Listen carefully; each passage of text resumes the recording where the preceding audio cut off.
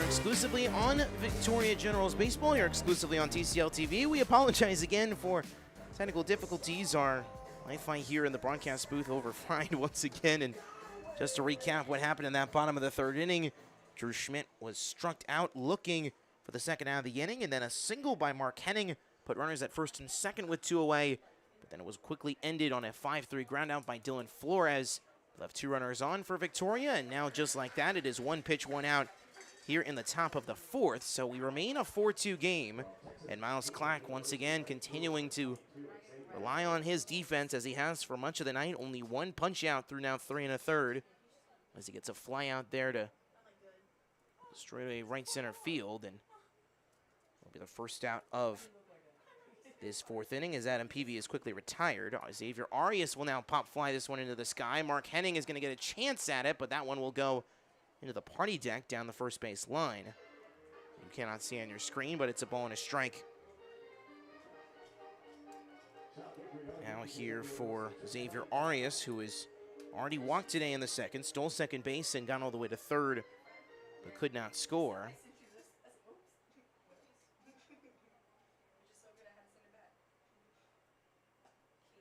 That one's on the outside corner for strike 2 here to Arias, a TCL veteran. Mentioned he homered in this very ballpark last postseason. Outside for a ball and 2 strikes. So PV flied out to center field to begin this 4th inning to center fielder Connor Clark, who's in for Damian Whitfield on the night. That one's a swing and a miss, drop 3rd strike. Long throw to first, but there to make it in time is Dylan Flores. Second punch out of the night for Clack, and it's 2 quick outs here in this top half of the 4th inning. Xavier Arias, as the speakers say, was not ready for that sweeping breaking ball on that outside half. It's that one that dropped into the fake dirt got Arias to go, and now Vinny Samuel will ground this one straight into the 5-6 hole and into left field for a base hit. So Samuel reaches base for the first time tonight. It's a 2-out base runner here in this 4th inning. Samuel, who delivered the RBI ground out in the 2nd inning that gave Seguin their first run of the night. Now he's had a pretty productive Friday night with the RBI ground out and single. He's now 1 for 2, and we now go to the 8-hole hitter Orlando Samaniego, who's 0 for 1 with a punch out tonight. He grounds this one foul on the first pitch he sees, strike 1. We'll get you full information about what happened in Baton Rouge, as the game that was supposed to take place last night was postponed to today for a potential doubleheader. Then it was canceled late last night, as they said, no, we're not going to actually play 2 games. We're just going to play 1 game of this series. And now, from what we've been told by our friends at Point Streak, the official stat keepers of the Texas Collegiate League, there will be no games in this series. Or in that series, I should say, between the Bombers and Rougarou. That's a swing and a miss for strike 2 against Samaniego. Orlando, a ominous fact about his summer, he leads the TCL when it comes to outfielders in errors committed, 7 on the summer for Orlando. UTSA freshman who redshirted this past season in San Antonio. 1-2 from Clack. Just fouled off the end of the bat. Samaniego was going for it, but he barely stays alive. 1-2. 63 pitches is where Miles Clack currently sits as he looks to conclude his 4th inning of work. It will be the longest start of his summer if he's able to finish the deal. Upstairs, inside, no call. Great job on the part of Samaniego to be far and inside on the plate to mimic the zone, basically moving an inch to the left on your screen. And it's now 2 balls and 2 strikes here. The UTSA road running redshirt freshman. 2-2 from Clack. Ground ball up the middle will be a close play. Should be a 4th fielder's choice, and it is. Drew Schmidt will just tag the second base bag on a slow roller up the middle from Samaniego. So 3 quick outs in a 1-2-3-4 inning here in the 4th. We go bottom 4 here on TCL TV. Generals still up by 2.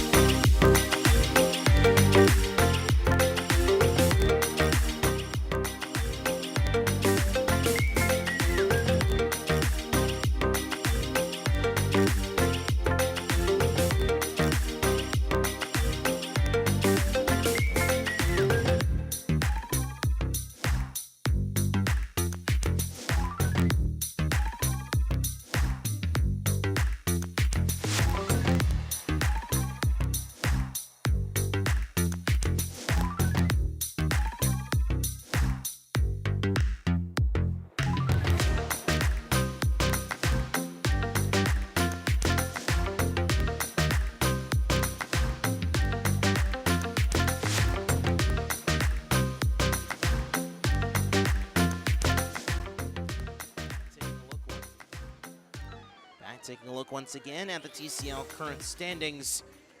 You can see that utter chaos currently in the Louisiana division. King Cutters 7-8 in the second half. Baton Rouge 5-9. Lake Charles 4-10, and they're still atop overall. But 2 games now separate all 3 of those sides, but all of which are at least 9 games behind Victoria when it comes to the best record in the league. That battle is now between Victoria and Brazos Valley, in which the Bombers are still 5.5 back and will be possibly 6 back if the Generals hold on to this victory, as the Bombers and Rougarou cancel officially. We officially got word their 2-game series in Baton Rouge, so hopefully those cancellations don't continue into the series in the capital city starting for the Generals tomorrow, as that one is on the outside half for ball 1, as Trey Broussard is back at the dish. 9-1-2 due up for the Generals bottom 4. Broussard with a triple and run scored in his first Generals at bat back in the second. 1-0 from Colby Diaz is a high fly ball to right. This one's going back for Arias. He's going back to the wall, and it one-hops the wall again. Broussard's hitting at second. He's got 2 extra base hits and 2 plate appearances. Have a day in your debut, Trey Broussard. The San Jack Raven, who had 19 extra base hits this past season for the Ravens, now has 2 in 2 plate appearances here in the summer. You want to talk about clutch signings by head coach Michael Oros? Trey Broussard is making a case for a clutch signing as he doubles to lead off the 4th time tonight, or the 3rd time tonight. An extra base hit has led off an inning on either side, the 2nd time for Victoria, both of which off the bat of Broussard. He's responsible for both extra base hits Victoria has tonight.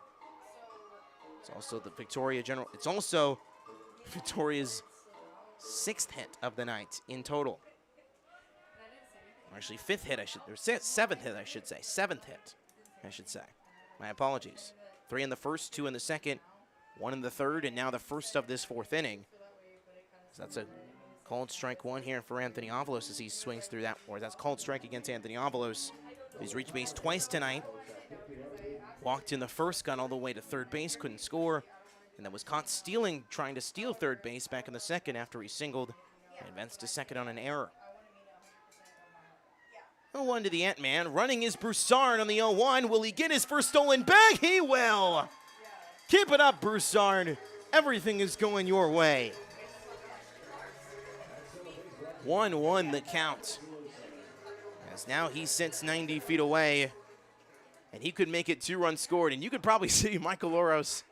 I don't know if you probably can on your screen, but Michael Oros is smiling from ear to ear at third base. He's like, man, this kid that I signed is something else.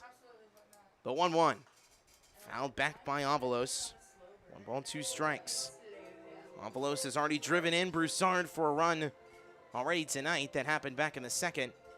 He can do the exact same thing to begin this 4th inning right here. Diaz sat on the center of the rubber in his 4th inning of starting work. The 1-2. Check swing. Did he go around? No, he did not. That's going to be a drop third strike, and the run comes in to score. So Avalos will reach first base on a strikeout, as he strikes out but reaches base on a drop third strike, and it's 5-2 Victoria. That's one way for yourself to get the first out of the inning. So technically the out isn't recorded. If you don't know how drop third strikes work, it is not technically an out because Avalos was not tagged out at first base. So there are still no outs on the board, even though the fact that Avalos technically struck out, quote unquote struck out, put that in quotation marks, but he's technically reached base for a 3rd time now. So now Connor Clark will come to the dish. He's 1 for 2 with a single and run scored. First pitch he sees is just below the knees for ball 1. But on that drop third strike, Broussard now comes across to score for the 2nd time. Broussard, 2 extra base hits and 2 runs scored. And Clark awaits the 1-0 here from Diaz. Here it comes. It will be a pickoff throw to Ant-Man sitting at first base.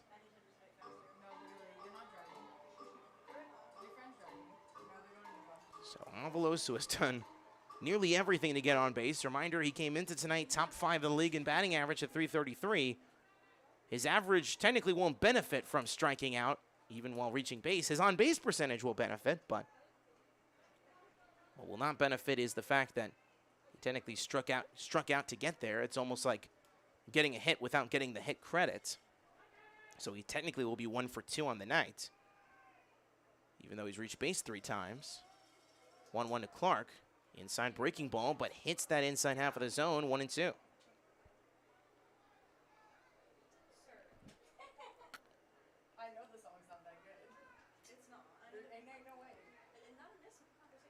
Clark already with a stolen base tonight as well. That came back in the first when he got on base. Also came around to score. 1-2. Running is Avalos. That one's upstairs for ball 2. Will be close, but that one will get away. Avalos thinks about heading to third, but he'll be conservative and stay there. It is Ant-Man's second stolen base of the night. He now has officially reached 30 on the summer. I was going to say the young summer, but it's not so young anymore now that we're in mid-July. Avalos now sits at second base. Remains a 2-2 count here for Clark. But Avalos has now stolen second. Still nobody out here in this 4th inning. 2-2. Foul just back to the screen for the UT Tyler Patriot. Cameron Nickens sits on deck. As we sit in the heart of the Generals order. Diaz is now going through it for a 3rd time tonight. Arm currently warming a right-hander in the Seguin bullpen. As the arm that looks to be warning is Kobe Mikey. I believe that's how you pronounce that last name. It's 2 balls and 2 strikes.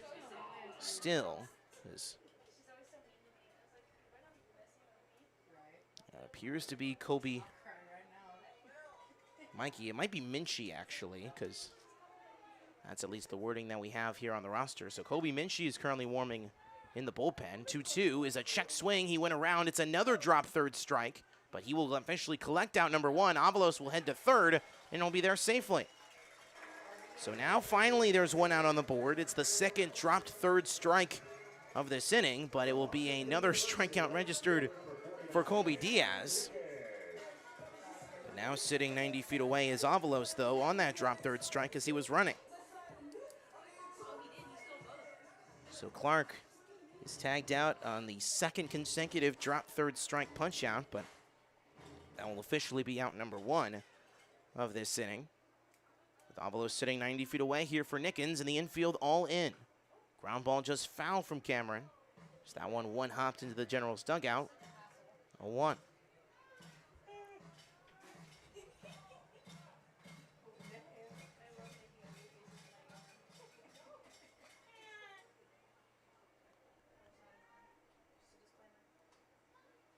One is on the inside half, 1 ball and 1 strike. Got an update here from the Bombers' Ruger situation.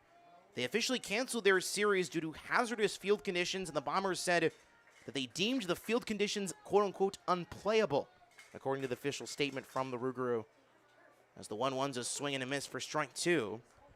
You may remember that the Ruger are just one of 2 teams alongside Seguin to have natural grass fields. The other 4 sides in this league, including the Victoria Generals, have artificial turf at least on their infield. Everyone else, Seguin, Baton Rouge, the 2 exceptions, natural grass fields all the way around at both Smokey Joe Williams and at, of course, Pete Goldsby Field. So hopefully those hazardous field conditions are wavered away before the Generals begin their series in the capital city tomorrow, or else they could be dealing with cancellations possibly soon. 2-2 from Nickens. 2-2-2 Nickens is a high pop-up foul. Going after it's the first baseman, Peavy, but that one will head long beyond the grandstand down the right field line. That one, I think, just maybe stayed in the ballpark towards the parking lot. It does not. It will remain 2-2 here for the Austin Peay Governor. Riley Bender sits on deck. Avalos sits 90 feet away, who reached on a drop third strike and then stole second base and then advanced to third on the next drop third strike against Clark. 2-2. High fly ball to right again. This one's once again foul. This probably would have left the yard. No, it wouldn't have. It one hops the right field wall, but it's well foul, well deep into that right field corner. And remains 2-2. 3 straight foul balls here for Nickens.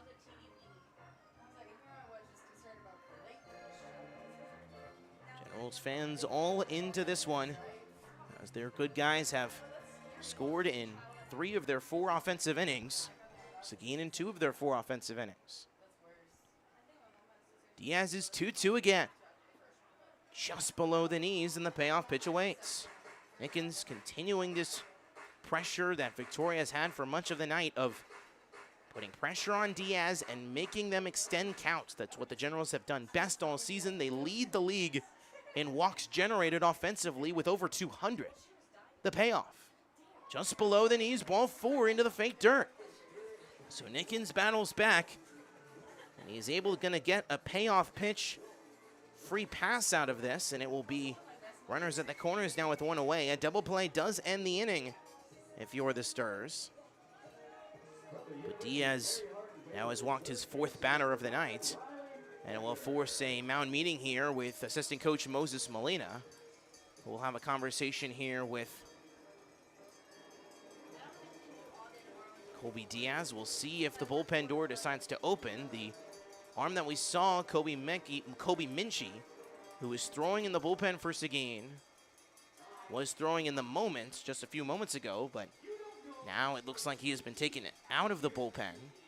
But now he's having a quick mound meeting here with his assistant coach in Molina. Molina, well-known assistant coach in the TCL, has had work at San Jac, has had work at numerous junior colleges in the state of Texas. He was a part of course, the coaching staff a summer ago that helped the River Monsters claim that TCL championship, including winning 2 of the 3 first-round games and winning the first-round series against these Generals, which Victoria had home field advantage for.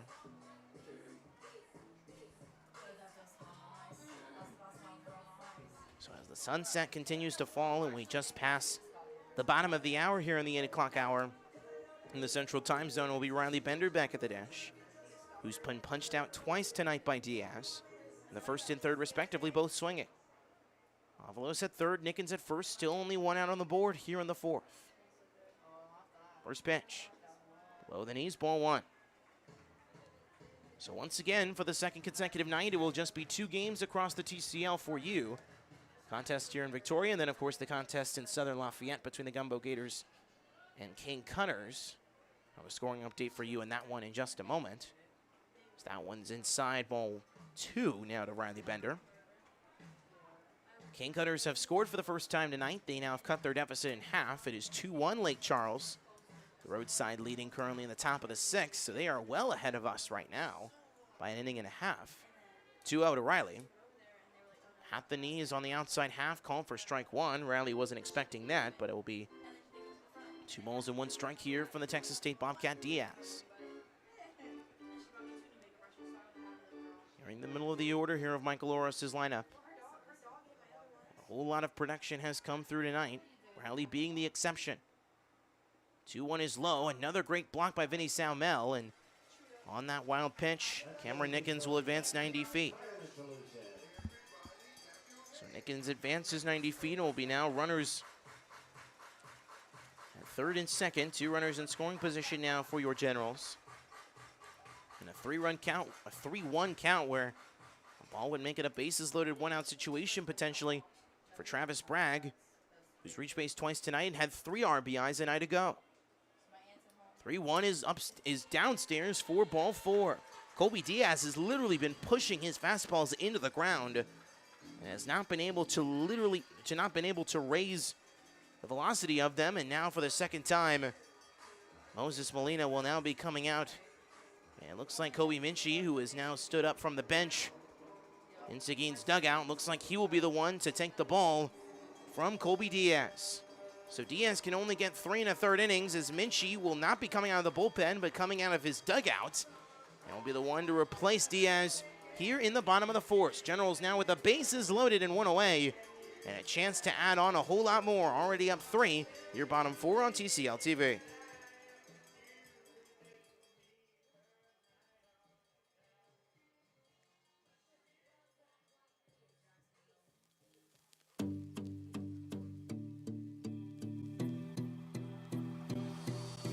Gather around this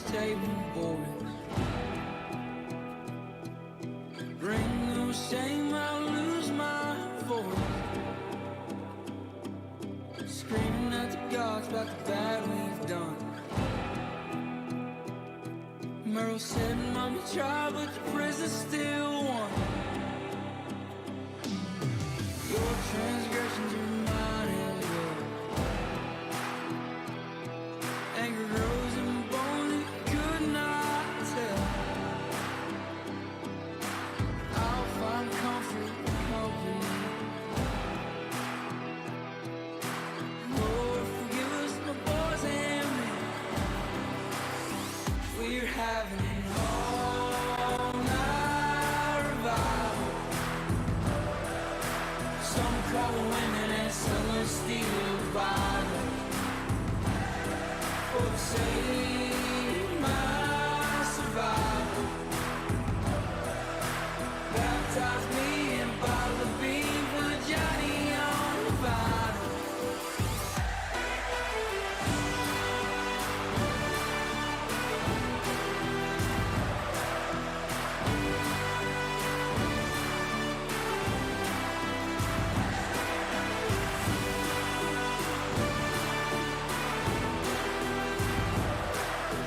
Baptize me in a bottle of bean for Johnny on. New man on the mound for the defending champion Seguin River Monsters. As Zach Bryan leads us out for Kobe Minchie. The new Seguin River Monster on the mound out of Dallas Baptist. The only Dallas Baptist player in the TCL this summer. As he comes in with the bases loaded and one out here in the bottom of the fourth. Minchie, the Jarrell, Texas native, and sophomore standing at 6'3", 220.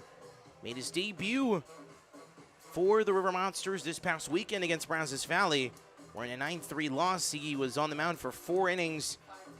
Had the start in that contest, gave up 5 earned runs, 2 hits, 6 walks, 4 punchouts, and 24 batters faced. Minchie, this past season for Dallas Baptist, only appearing in 2 games. And I can't believe I'm reading this. He only threw a third of an inning in 2 games. His ERA is technically 54.01, which sounds like from an alien planet, but when you give up 2 earned runs in a third of an inning, obviously ERA is an inflated stat, so obviously people would say ERA in those kind of situations is the most, non-necessary stat, because obviously whose ERA would be 54. But Minchie obviously not getting enough playing time, but decent amount of playing time as a freshman at DBU. As he made 9 appearances and 3 starts and put a 2-1 record up with a 5.25. So Minchie comes in. It will be Avalos at third, Nickens at second, Bender at first for Travis Bragg, who's reached twice on a single and walk and has also scored. Has a stolen base as well tonight. First pitch is inside, ball 1. Vinny Samuel had to get in front of that one. And Bo down forward, it's a ball and no strikes. Colby Diaz going 3 1/3 in his start tonight.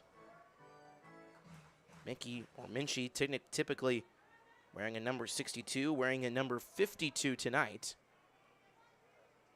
which is untraditional from his number 27 that he wears at DBU. So that one is low as well. 2 balls and no strikes to Bragg.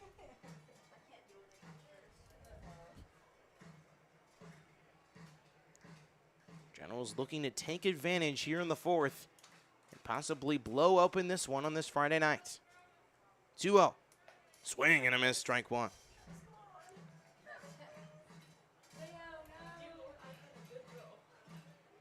Generals have produced at least 3 or more runs in all 4 of these games. In this series, they've produced at least 5 or more runs, or at least they've scored 7 or more in each of the last 2, 7 on Wednesday, 8 last night. That one's inside, 3 balls and a strike. 1 more ball. It will be another earned run for Diaz, who is out of this game, as Anthony Avalos would be walked in on a potential bases-loaded walk.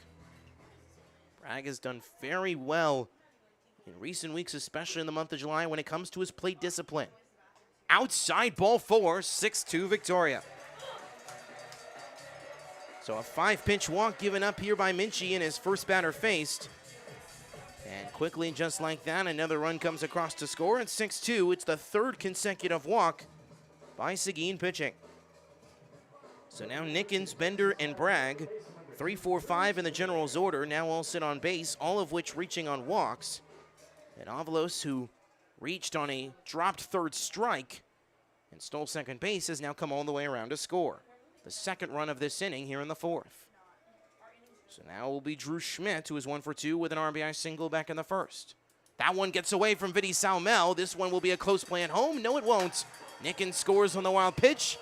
And a 1-0 count here for Schmidt makes it 7-2 Victoria. Just keep bringing on the runs for the best team in the Texas Collegiate League. It'll be 1-0 the count here on Schmidt. With now Bender sitting 90 feet away and Bragg sitting at second base. Cameron Nickens comes around to score. He was the first of the 3 consecutive walks.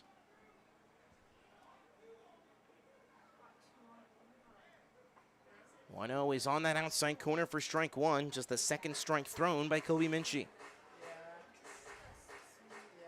Much needed bullpen help for Tony Perez.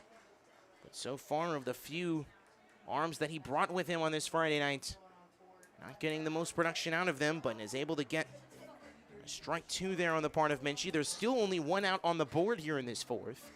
The double play is out of order here with runners at second and third, so possibly going to have to face, more likely than not, Mark Henning on deck. As the 1-2 is a line drive. Foul heading towards the Seguin bullpen. That will land perfectly in there. Remains 1-2 for Schmidt. Victoria, 3 runs in the first, 1 in the second, none in the third, 3 more here in the fourth. Seguin scoring a run each in the second and third, respectively. Victoria has now scored at least 7 in each of their last 3 in this series. 7-5 win in extra innings on Wednesday. And an 8-5 victory a night ago. 1-2. Line drive into left field and another RBI for Drew Schmidt. He drives in 1, holding up Travis Bragg is Michael Oros. But Drew Schmidt, a multi-RBI night on this Friday. It's 8-2. All 3 runners who were sitting in that bases-loaded situation for Travis Bragg not that long ago have now all come across to score. And it is now runners at the corners, still only 1 out. It is now 8-2 Victoria. The best team in the league continues to pull away. Mark Henning comes to the dish. Schmidt with a second RBI single tonight as Bender now scores. Bragg sitting 90 feet away, representing a 9th run. First pitch, low and away. Mark tonight has reached base twice on a walk-in single. Walking, getting all the way to second base in the first, and then singling innocently back in the third when we were offline due to technical difficulties. The 7th hit of the night for Victoria off the bat of Drew Schmidt. 1-0. Just outside once again, 2 balls, no strikes, and the River Monsters, who have had a really struggle, especially in this 4-game series, of hitting the strike zone consistently against this offense that walks better than anybody in this league. The only team in the league with more than 200 walks in total this summer. Which obviously results in a bad result if you're on the Seguin side, but that hits the outside corner on the fastball from Minchie. It's 2-1 here for Henning. Bragg at third, Schmidt at first. 4 runs coming across the dish here in the bottom of the fourth. Running on the 2-1 is Schmidt. That's a swing and a miss for strike 2. Runner coming home in Travis Bragg. It's a 9-2 lead. And it's a stolen base on the error committed by Vinny Salmel. As the stolen base is not going to be, I don't think, successful. It remains now, it's going to be a 2-2 count here on Mark Henning as he swung through that one. But it will now be a runner at second and nobody else. Bender has now come across to score as he scores on that E2 committed. Second error of the night for Seguin. 2-2 is way upstairs. Vinny Samuel had to put the glove on that one with a fastball away, and the payoff pitch awaits here for Mark.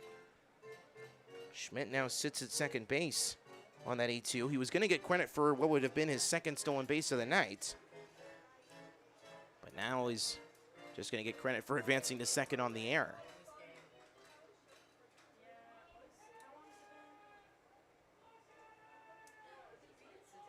Henning looking for Victoria, hit number 9. That one's another wild pitch, and it will be ball 4 for Mark. It is the 4th walk in the last 5 batters for your Victoria Generals. Schmidt advancing on the wild pitch. As he now sits 90 feet away, it is once again runners at the corners. There is still only 1 out on the board. And now Dylan Flores will come to the dish as we have officially batted around here in this 4th inning. 5 runs have come across, with the main storyline being the 4 walks allowed by Seguin's pitching staff, the double that led off this inning from Trey Broussard, his 2nd extra base hit of the night, and the RBI single from Drew Schmidt, who sits now 90 feet away. First pitch. Outside corner at the knees, called strike 1 against Flores.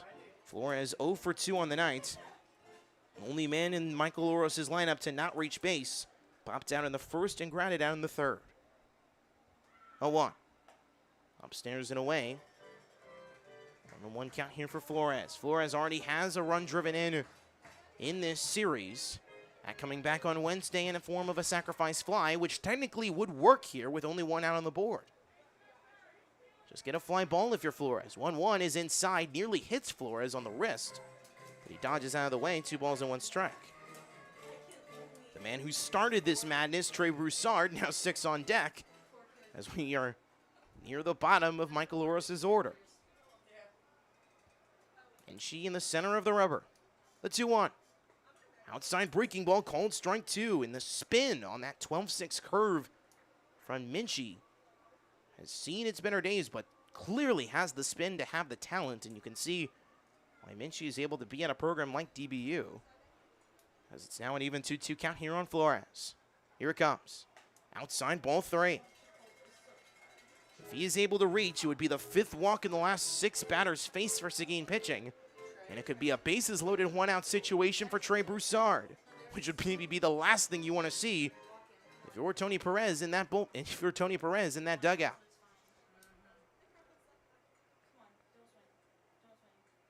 Payoff pitch to Flores. That one's inside, ball 4. Henning was running on the pitch, and it will be another bases loaded situation here in this 4th. The last time the bases were loaded, all 3 runners would eventually come around to score. And Trey Broussard will now come to the dish. There is an arm at least stretching in Seguin's bullpen, and Moses Molina will now have a conversation with Kobe Minchie, who has yet to collect a single out. Schmidt at 3rd, Henning at 2nd, Flores at 1st. It is now 5 walks in the last 6 batters faced, as Victoria has been putting on a bases on balls clinic here in this 4th inning.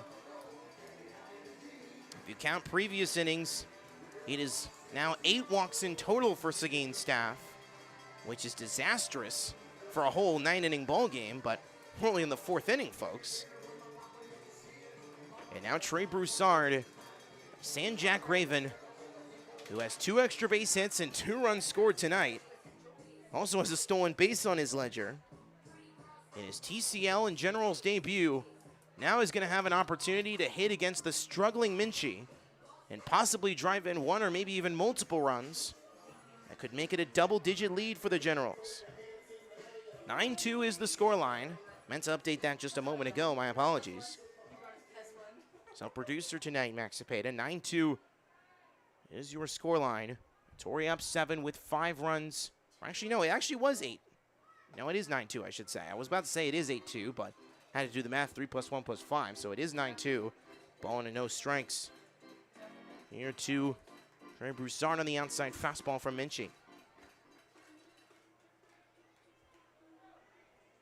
6, 7, 8 in the order of Michael Oros sitting on base. 1-0 is on the inside half, strike 1. Double play does technically end the inning if you're the Stars, as Broussard back of the dish makes it the 10th batter faced of this inning. At the top of the order, and Anthony Avalos sits on deck. 1-1. Outside corner, strike 2. Great painting on the fastball by Minchie. You can see the raw talent that he has, even with the fact that he hasn't collected an out yet. You can see the fact that he has the talent to get outs, but Right now, that closeout pitch, he's gotten to 2 strike counts so far in this inning, but hasn't been able to finish the job. Can he do so against the red-hot Broussard making his Generals debut? 1-2. Inside. Certainly would be a curtain call for Broussard if he drives in more runs right here. He's yet to collect a run batted in, as he's been on the run-creating end, leading off innings in both the second and here in the fourth. Could be on the run-producing end here. 2-2's outside. Payoff pitch awaits. If he gets given ball 4 here, it will be the second bases-loaded walk of this inning, and it will be the 6th walk in the last 7 batters faced. Could we see another base on balls here for the Jets? Minchie in the center of the rubber, the payoff. That one was going to possibly be inside on that inside corner. Broussard trying to take it into his own hands, but he fouls it back to the screen on his hands. And another payoff pitch will come. Schmidt at third, who had the RBI single. Henning and Flores both walked. They sit at second and first. Generals already have blown this one open, looking to get to double digits. Payoff from Minchie. Swing and a miss, strike 3. Broussard finally goes down as he shouts an expletive walking back to the dugout, and it's a massive out number 2, even with the 5 runs that have come across the board. But hey, if you lose one virtue, you get back a vice, or if you lose a vice, you get back a virtue if you're Michael Oros, because now you got your best hitter in Anthony Avalos coming to the dish. So now there are finally 2 outs here in the 4th inning. Avalos a high fly ball to left center. Going back on is Bernal Jr. and Samaniego. Samaniego's underneath it. He'll make the catch. So the bases are left loaded here in the 4th, but 5 runs come across the board. Generals now in full control of this one here on this Friday night. We go to the 5th. 9-2. Good guys in front.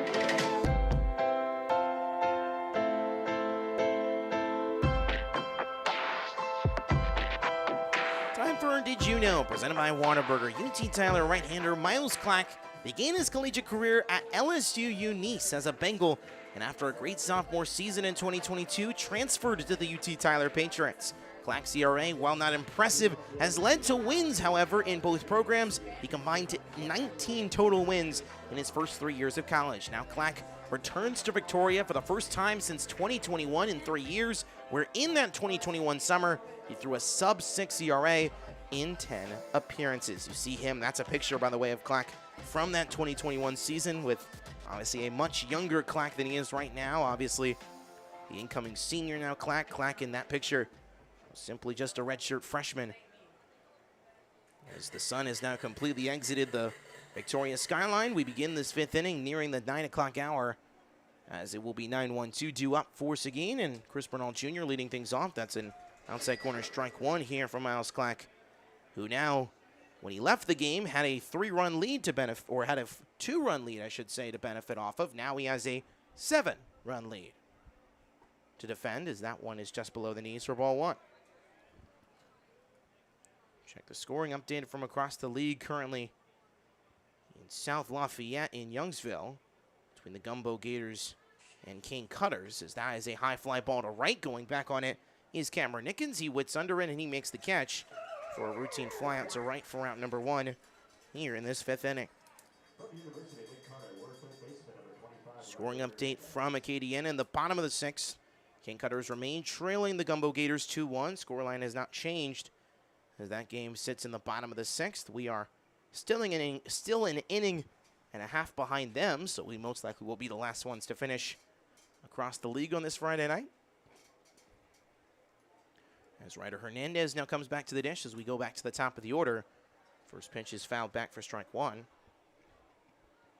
Hernandez 1 for 2 on the night with a single back in the first.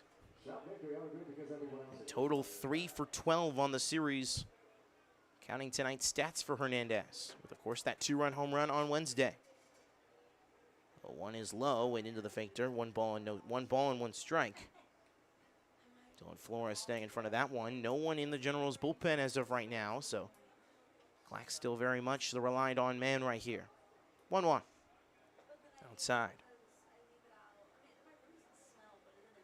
Generals, as we mentioned, conclude this week heading to the capital city of Baton Rouge, as they'll be taking on the Rougarou the next 2 nights, even with the Rougarou not playing each of these last 2 nights, getting 2 unnecessary off days due to the hazardous field conditions at Pete Goldsby Field, which we, at least in the Victoria Generals organization, hope get remediated by tomorrow night when those two are expected to begin a series in the capital city, as that one is low for ball 4.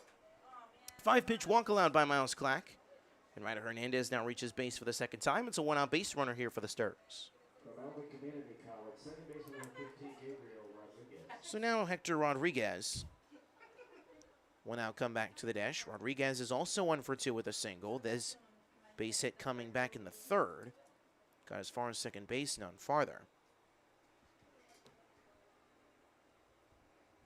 First pitch is upstairs for ball 1. 4 consecutive balls here from Clack.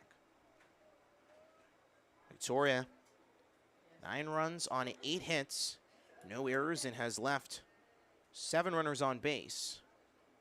Seguin, 2 runs on 5 hits, 2 errors, and have left 4 runners on. So that one's outside, 2 balls and no strikes, 5 straight balls from Clack. Losing track of the strike zone here is the UT Tyler southpaw. Now he's trying to at least get a better view of Dylan Flores' sign, as he's down in the count to Rodriguez, and that one's also below the zone. 3 balls, no strikes. See how quickly Michael Oros now with his 7-run lead wants to use his bullpen. You would imagine he's flexible now with this large lead. That one's right down Main Street for strike 1. Rodriguez backed out of the batter's box as the ball was coming to the plate, expecting not to swing at all. Still favoring in the count here, 3-1. That one's upstairs, ball 4. Back-to-back 5-pitch walks as Clack says he's lost grip of the baseball, and he's trying to at least get another better grip on it, as Trent Nickerson is heading out to possibly go start stretching in the Victoria Generals bullpen. Nickerson, who obviously pitched on Wednesday, gave up 2 earned runs in the 6th and 7th inning, but obviously failed to have an opportunity. So now Michael Oros is going to have an opportunity to talk to Clack and give time for both himself and Evan Slaxon. As Slaxon, the catcher, is going to go head out and have a conversation, or at least be on the bullpen ready to start catching, as at least Nickerson's using the armbands to at least start stretching in the Generals' pen. No signs of him throwing just yet, but you would imagine Oros is just trying to eat up as much time as possible so he can have his fellow southpaw and Stephen F. Austin, Lumberjack, and Nickerson start warming.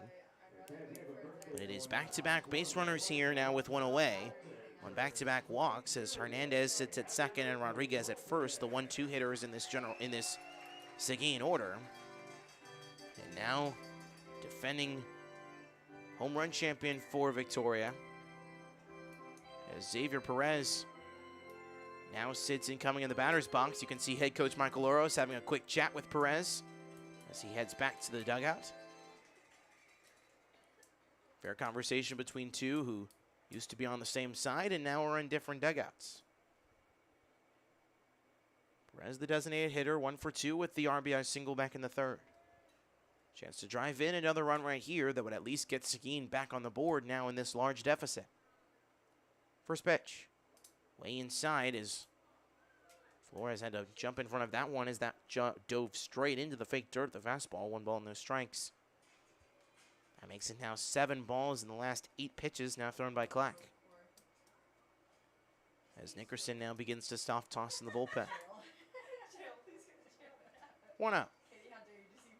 Foul just back to the screen, and great chance here for Clack to at least get back into the strike zone, start hammering pitches there,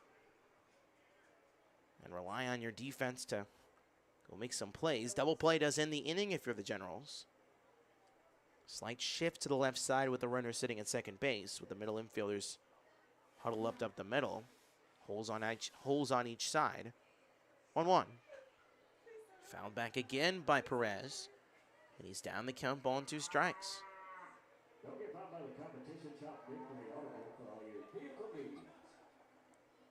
Perez, the former Texas State Bobcat, now transferring to the University of Houston next spring to join the Big 12 Cougars, join the Big 12 squad that is the Cougars. One of 2 Cougars in the Big 12 alongside Brigham Young. 1-2. Line drive into center field. Connor Clark's going to have to go back on it. He's racing into the right center gap. He makes the catch on the run. And now he's being told that ball is a base hit as Clark was not able to make the play. The bases umpire says, no, that ball fell to the ground. And it looks like he may be right. So it'll be interesting to see if this is going to be ruled a base hit for the Sturs. It was a running single on the part. It was a running base hit on the part of Perez. Perez hammered that one to the right center gap that was caught in the wind. And it appears, at least for now, it will be the bases loaded with only 1 away. Not sure if the scoreboard operator understands that Perez is still at first base. I would think it will be ruled a single, and Perez is now 2 for 3 on the night, with the fact that it was just hammered to right center, and it was a typical play for Clark to make, as he nearly had an opportunity to make the catch. But now Austin Strassner comes up with the bases loaded as that one's just below the zone for ball 1. Double play, as we mentioned, ends the inning for Victoria, as Nickerson will start throwing from the mound now. Hernandez at third, Rodriguez at second, Perez at first. Breaking ball that just hits that bottom left half of the zone. Strike 1, even count here on Strassner. Now Dylan Flores, confused with something at least. He was at least confuzzled with bases umpire just now. Clack has the baseball. Not sure what the conversation was about, but Strassner was out of the batter's box for it. 1-1's the count here, and there's an out in every base here if you're the Generals. 1-1. Below the knees, 2 balls and a strike. And now Miles Clack seems to have the similar strikeout strike zone finding struggles that Kobe Minchie had to end that 4th inning. He's having it here when his side is up by 7 runs. 2-1. Inside ball 3, nearly hits Strassner. 1 more ball and it is a bases loaded walk that will make it a 9-3 game. Strassner has done fairly well when it comes to his plate discipline so far this summer. Double-digit walks. 3-1 from Clack. Outside corner, strike 2. Great pinning of the fastball there on that outside half. Clack able to hit the zone. Payoff pitch, still only 1 out on the board. Top 3 hitters in the River Monsters order, all on base. 88th pitch coming from Clack. Here it comes. Line drive to the left. That will fall for at least 1 run. And holding up the runner as every runner will advance 90 feet. As left fielder Trey Broussard had to juggle to get the baseball that was stuck on the ground. It's an RBI single for Austin Streisner. It's a 9-3 game. From Texas Lutheran University, first baseman number 45, Adam Peavy.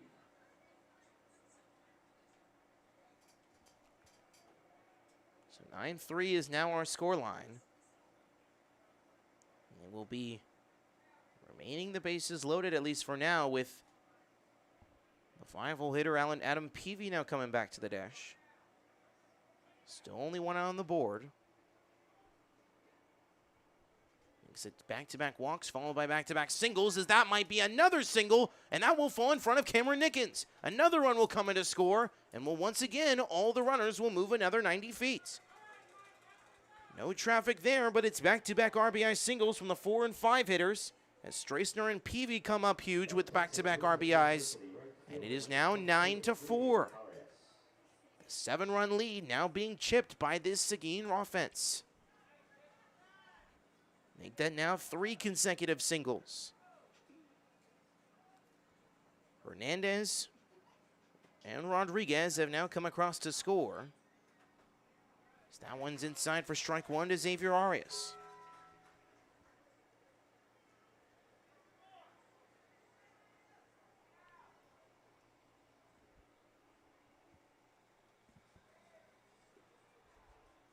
Inside ball 1, 1 ball and 1 strike. This Seguin staff and this Seguin offense, which has battled time and time again throughout this series, with yet to claim a victory, trying to do so right here. Originally down by 7 as Arias fouls this one back. He's down the count, 1 ball and 2 strikes. Xavier Perez at third, Streisner at second, Peavy at first. Streisner and Peavy each collecting RBI singles, all 3 of which singling to reach base. 5 straight batters to reach base against Clack. The 1-2. Line drive into left and another single. That will drive in yet another run, and the runners will once again advance 90 feet. And we are now at a 9-5 game.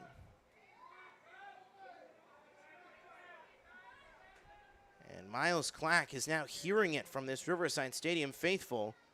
And with Nickerson warming in the pen throughout this entire movement, it looks like it will be the end of the night for the UT Tyler Patriot.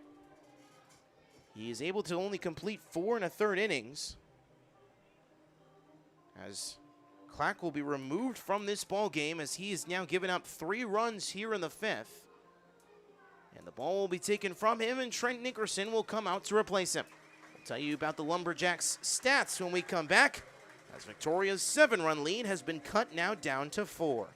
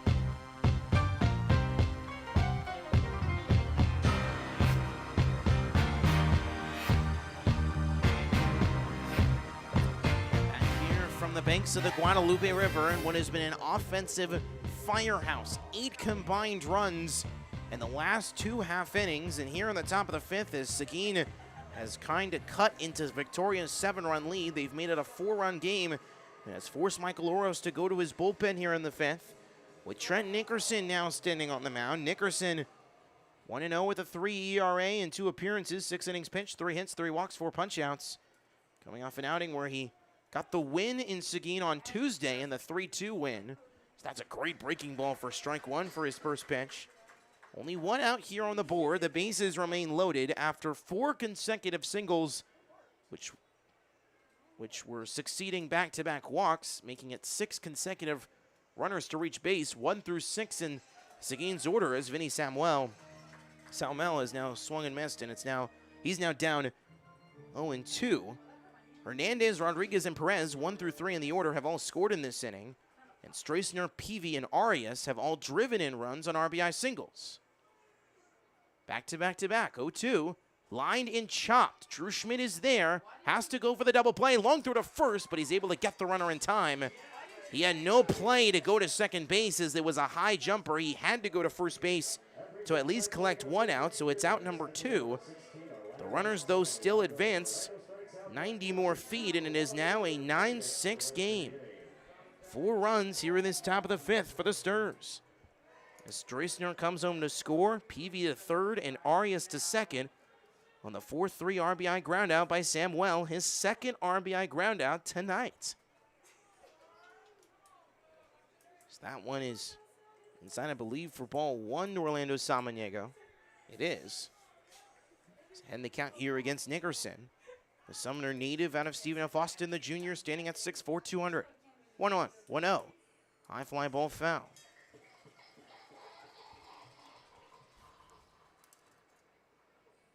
So 1 through 4 in the Sturs order has all scored in order here in the 5th.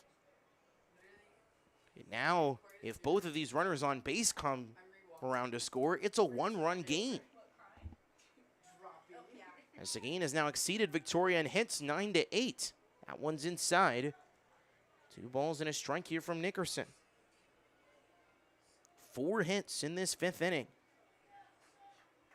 for Seguin alone, which was nearly as many as the 5 they had had previously. Nickerson on the far left side of the rubber, 2-1. Ground ball up the middle. This will be close. Avalos will have to gun this one at first, and he's able to do so in time. And the inning is over. 2 runners left on, but Seguin makes a huge chunk into the 7-run lead. It's back to a 3-run game for the Generals. Their offense will need to get back to work if they want to expand it once again. We're finally halfway home. We go bottom 5 here on TCL TV.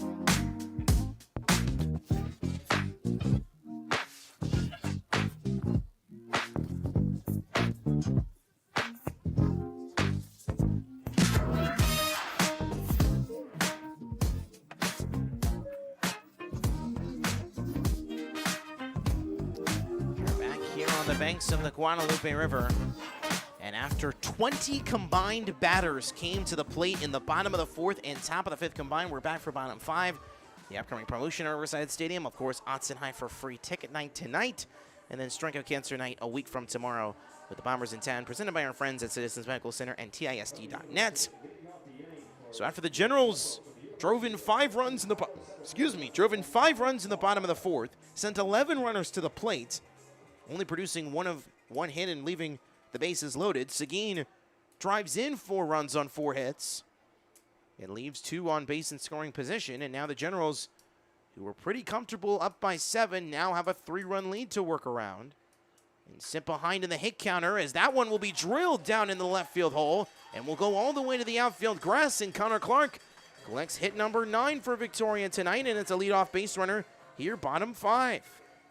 What an offensive night for both sides. Clark 2 for 4 on the night now with 2 singles. It's now Cameron Nickens, who's scored twice and has reached base twice. Both times he's reached, he has scored. Reaching on a fielder's choice in the first and walking in the fourth.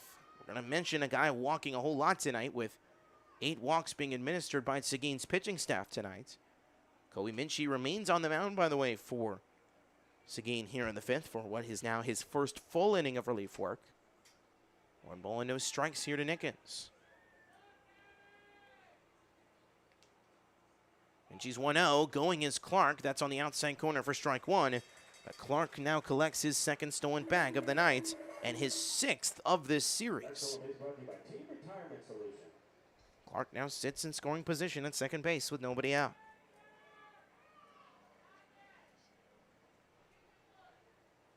Nine hits on each side, 18 combined between these two. That one's on the outside corner for strike 2. Great fastball dotted on the outer half by Minchie.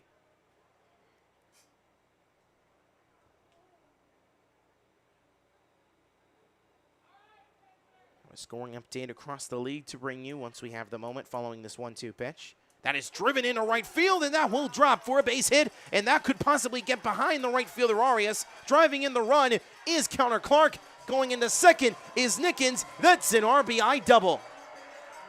RBI double for Cameron Nickens. His 13th run driven in of the month of July.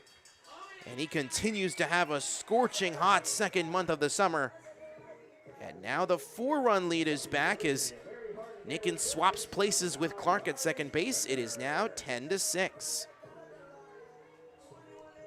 Victoria has now scored in 4 of their 5 offensive innings. And the offensive production from both sides continues. Generals also reaching double digits in the hit counter. As Riley Bender fouls or swings and misses through that one, it's strike 1. Bender is 0 for 2 tonight with 2 punch-outs, but walked in the 4th. Came all the way around to score. 0-1. Outside corner, strike 2. Another dotted fastball by Minchie. Scoring update across the league. Lake Charles extends their lead. They're now up 4-1 on the road in Southern Lafayette against the Cane Cutters, trying to end their 7-game losing streak. That game's bottom 7. 0-2. Right just below the knees. Could have been called strike 3. Could have gone either way, but just below, and placement on the part of Salmel. 1-2 the count here for Riley Bender in the heart of this Generals order.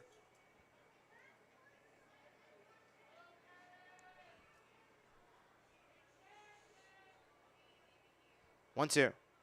Line drive and a right. That will get through and a right for a base hit. We'll see if Moros wants to send Nickens home. He won't. Great throw from Xavier Arias, and we'll leave now runners at the corners. Still nobody out here in this bottom of the 5th. 3 consecutive base hits to begin this bottom of the 5th inning. Single, double, single. And now Travis Bragg, who has reached base all 3 times, has walked twice, has singled, and has scored twice. He's now going to get an opportunity here with runners at the corners and nobody out. Had a bases loaded situation. Back bottom 4, in which he walked, in which he had a runner on second and third situation. But he drove in a run, so he already has an RBI tonight on what was a bases-loaded walk for him back in the 4th. Bragg making it his 4th run driven in of these last 2 games alone.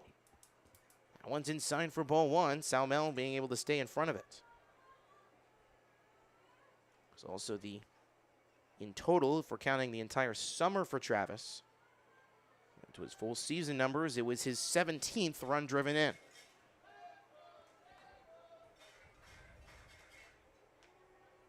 It's another pickoff throw over to Bender at first base. Was only stolen 2 bases this summer. Nickens at third, Bender at first. The 3-4 hitters for Michael Oros with the 5-hole hitter and Travis Bragg at the dish. Looking to extend back Victoria's lead. 1-0. Inside corner, strike 1. Great dotted fastball by Minchie.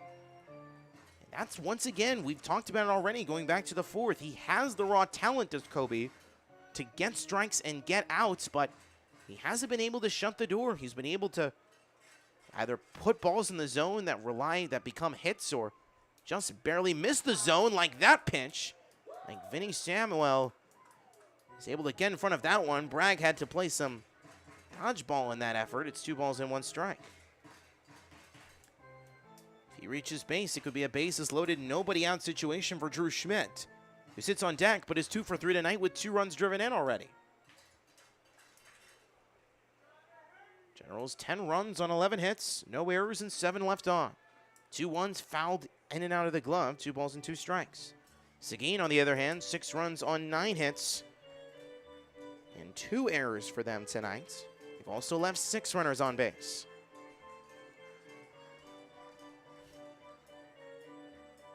Seguin with another multi-error night. This now makes it 5 since the series transitioned back to Riverside. And they have now at least had 1 error in every single game in this series. 1 on Tuesday, 2 on Wednesday, 3 yesterday, and now 2 today. That's 8 total. 2-2 from Minchie. Upstairs, ball 3. Payoff pitch awaits now for Bragg. This Generals offense, which scored 5 in the bottom of the 4th to take a 7-run, 9-2 lead, then gives up 4 in the top of this 5th inning, now with a chance to add on more and re-expand it. Payoffs outside, ball 4. Make that now a 9th walk for Seguin's pitching staff on this Friday night, and it is now a bases-loaded, nobody-out situation for Drew Schmidt, who has 2 RBIs already tonight. Chris Bernal Jr., not Chris Bernal Jr., sorry, Vinny Salmel, trying to have a conversation here with his infield and trying to lead the pack as he instructs his first baseman, Adam Peavy, to come in on the grass as what could very well be a bunting situation here with Drew Schmidt at the dish. We'll see if he shows bunt. He doesn't, but takes the ball low. Make it 4 consecutive balls now administered by Schmidt. Or administered by, Minchie. Bragg at first, Bender at second, Nickens remaining at third base, sitting 90 feet away. 1-0 is fouled back to the net.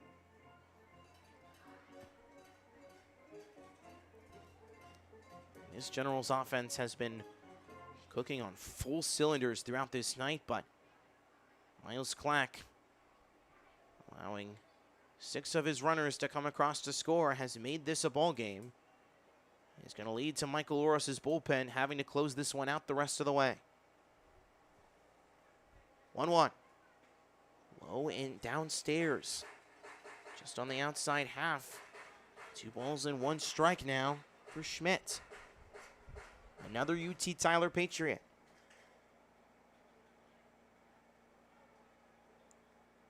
DBU right-hander deals. That is low once again. 3 balls and 1 strike. Schmidt on the verge of his 3rd RBI of the night in the form of a bases-loaded walk. With still nobody out here bottom 5. And Mark Henning sitting in the on-deck circle.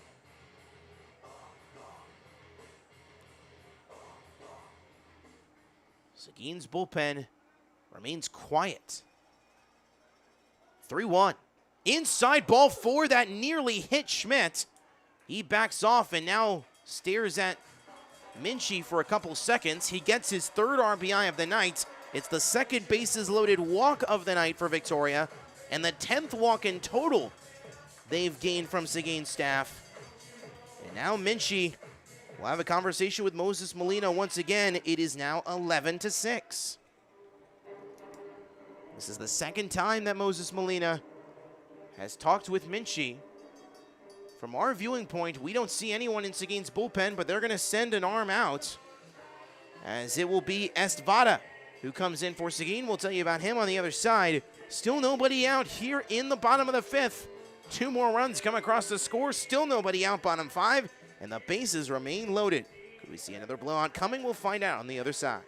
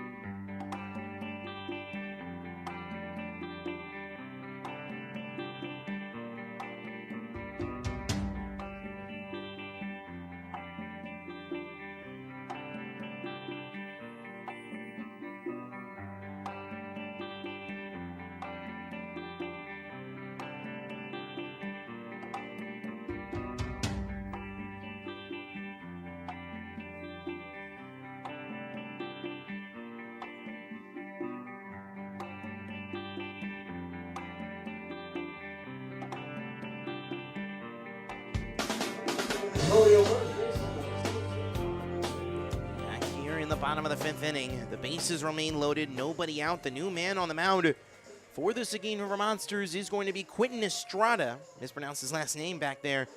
San Antonio, Texas native, out of St. Edwards, a fellow Hilltopper alongside Dylan Flores.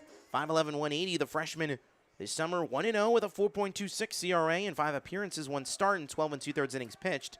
12 hits, 13 walks, 9 punch-outs. 3rd pitcher of the night for Tony Perez's guys. First pitch to Mark Henning is outside for ball 1. 10 walks have been allowed by the first 2 Seguin arms, being Colby Diaz and Kobe Minchie. Minchie only able to get 2/3 of an inning of relief. He yet to collect an out here in this 5th, and that's 2 quick balls here against Mark Henning. Victoria up by 2, 4-2 going into the bottom of the 4th. Score 5 in the bottom of the 4th to make it a 7-run lead. Then give up 4 runs and now have gotten back 2. That one's inside for strike 1. We have seen a combined 11 runs scored in these last 3 half innings, as we now have just passed the bottom of the hour in the 9 o'clock hour in the Central Time Zone. 2-1. Upstairs, 3 balls and a strike. You can hear probably the Jaws theme playing over the speakers. That's what it's felt like in many ways. For this Seguin side, a right-hander is currently warming in the General's pen. As that one's grounded over to the first base side. Could be a throw. Home should be there to collect the out. It is. There's no need to tag home plate in that kind of a situation. So Riley Bender is out at home plate. The runners, though, do advance. It's a ground outfielder's choice on the part of Mark Henning. He now replaces the runner at first base. So there finally is the first out recorded of this bottom of the fifth. As Bender is tagged out, Bragg now moves to third, who was walked. Schmidt moves to second, who had a bases-loaded walk to drive in a run. And now Henning, who grounds into the fielder's choice, now sits at first base for Dylan Flores, and it is now a battle between two St. Edwards teammates here in this bottom of the fifth as Flores trails Estrada 0-1. One is low. Ball and a strike here. Major scoring update to bring you as well across the TCL, and we'll give that to you in just a moment following this 1-1 pitch from Estrada. Here it comes. Side armor deals, outside corner, strike two. Acadiana has flipped the contest upside down in front of their home faithful. They now lead 6-4 as they score 5 unanswered in the bottom of the seventh. And now go from being down 3 to leading by 2 against a Gumbo Gators side that's on the verge of their 8th consecutive loss. That's lined into left field for a base hit. 1 run will score, sending the second run in. Connor Clark will be a close play at home plate. It's not in time. Scoring is Drew Schmidt as he dodges the tag from Vinny Salmel. And as 2 runners now sit in second and third, it is a 2 RBI double. Or actually 2 RBI single with the runner advancing to second base in Flores. Flores drives in 2 runs against his St. Edwards teammate. It is 13-6. The 7-run lead is back. The 7-run lead, which evaporated fairly quickly in the top half of this inning, now returns with a vengeance. With Flores driving in. 2 runners here on the 2 RBI single where he advances to second on the fielder's choice. He drives in 2 runs in the forms of Bragg and Schmidt. Mark Henning now sits at third base 90 feet away. The Generals have now driven in 13 on this Friday night through just 4 1/3 innings of work. That one's outside for ball 1. You want to know how active this offense is? I'm now scoring into the 6th inning with Troy Broussard, who's now at the dish because he's now batted he batted twice in the 4th inning, and now is batting again here in the 5th inning. So that one is outside or actually no, not outside. That one's inside and low. 2 balls and no strikes to Broussard, who's 2 for 3 on the night in his Generals debut with a triple double and 2 runs scored triple-double, 2 runs scored and a stolen base. 2-0. Outside again, 3 balls and no strikes. Now Estrada is having a hard time finding the strike zone.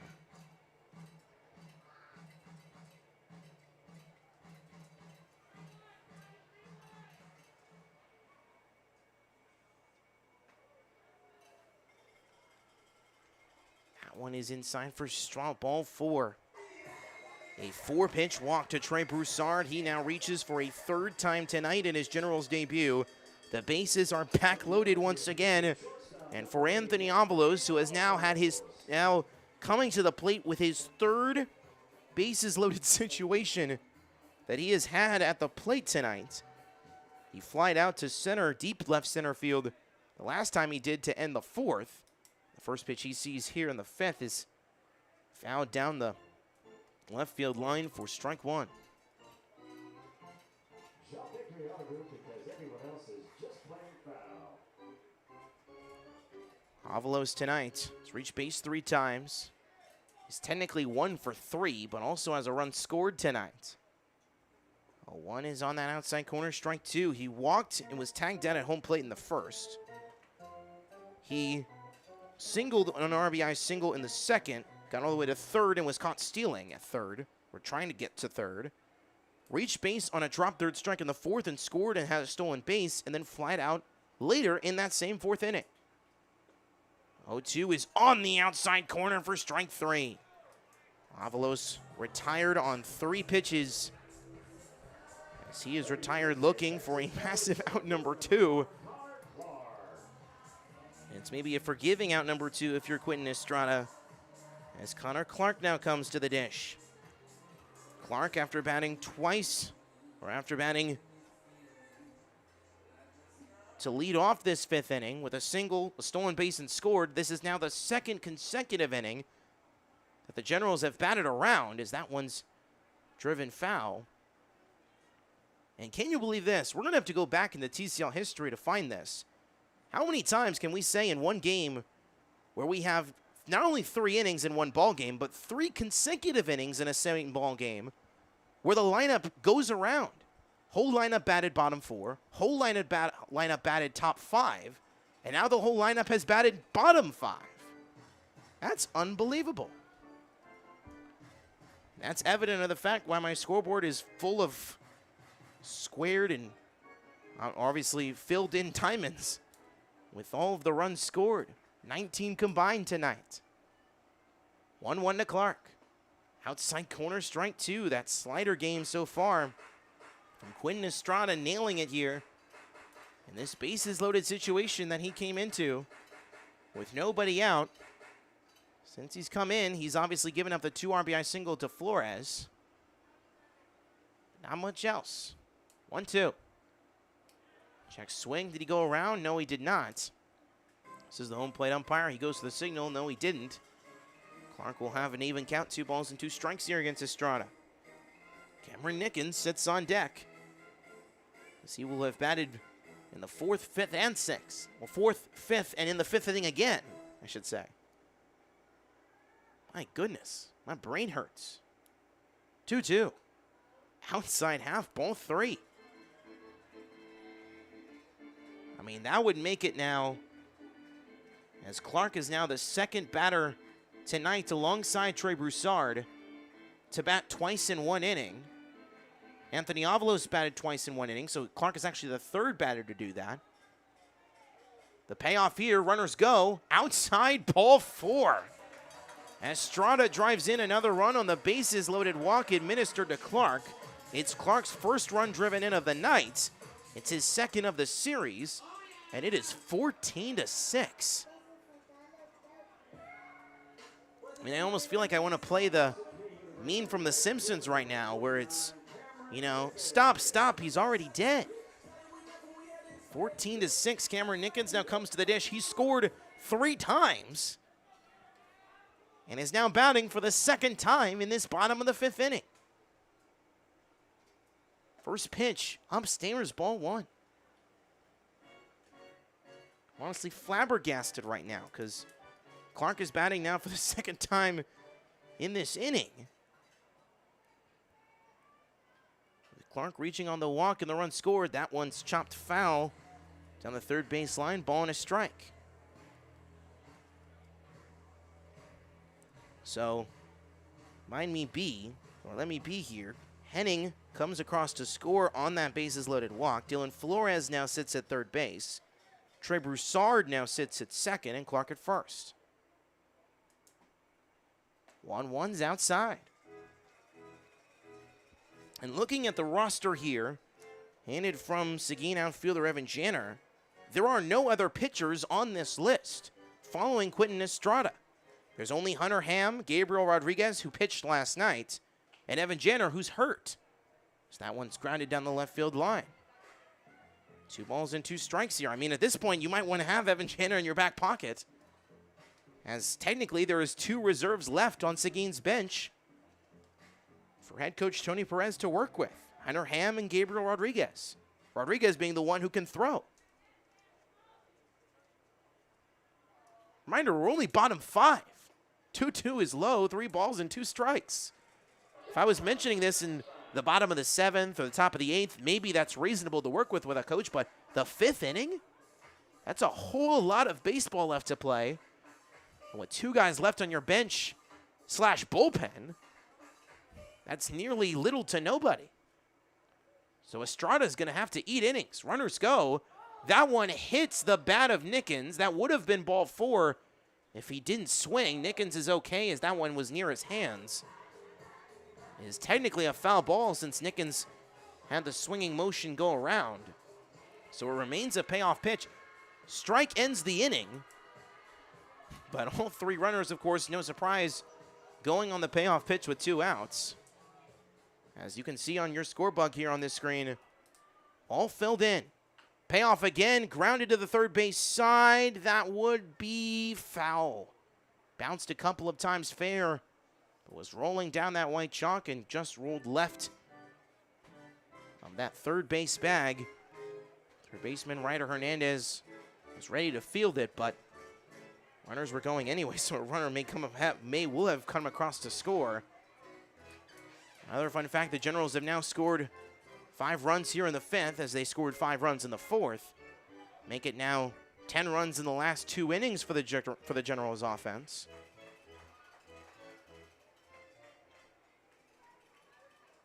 Payoff awaits to Nickens again. Here it comes from Estrada. Runners go. Lined into left. That one will be Hernandez's. Long throw to first in time. Inning over. Quinton Estrada stops the bleeding. But the Generals not only extend their lead back to 7, they extend it even farther and get it to 8. We go to the top of the 6th. 14-6 is the score. We'll be right back on TCL TV.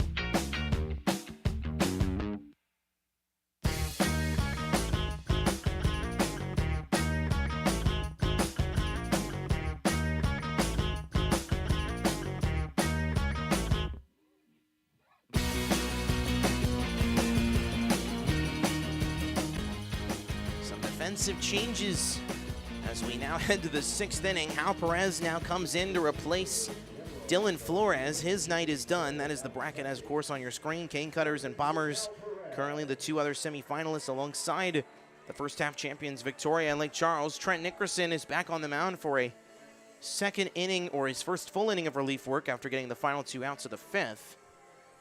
And now will come in as the top of the order, or no, the bottom of the order is due up. It will be 9-1-2 once again, due up for Seguin. Chris Bernal Jr. leads things off top 6. After we've had 14 combined runs in these last 3 half innings. 5 for Victoria, bottom 4. 4 for Seguin, top 5. And 5 more for Victoria, bottom 5.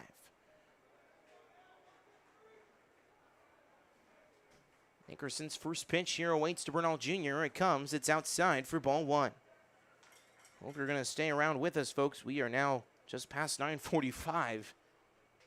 We are only in the top of the 6th inning. We have been moving now at a snail's pace. 1 out. Ground ball foul. And the snail's pace for the fact that 14 of these 20 combined runs belong to your Generals and are now, at least in their position as of right now, well on their way to an 8th consecutive victory, extending their season-high winning streak, season-longest winning streak. 1-1 is at the knees, called strike 2. We mentioned the River Monsters only have 2 other players remaining on their bench, available technically, in Gabriel Rodriguez, the catcher, and a man who was on the mound a night ago, catcher/pitcher, and Hunter Ham, an infielder. That's a swing and a miss for strike 3. Nickerson collects his first punch out of the night in relief, and it's out number 1 here in the 6th. And to imagine that we thought at least in the moment, during that back and forth, that we're like, hey, we could be in for an offensive heavyweight fight with 5 bottom 4 and 4 top 5. That we'd be like, hey, maybe the Generals and River Monsters could be showing blows. But after what happened bottom 5 with 13 or 10, 11, 12, 13 batters coming to the plate in the bottom of the 5th inning as Ryder Hernandez is down the count 0-1.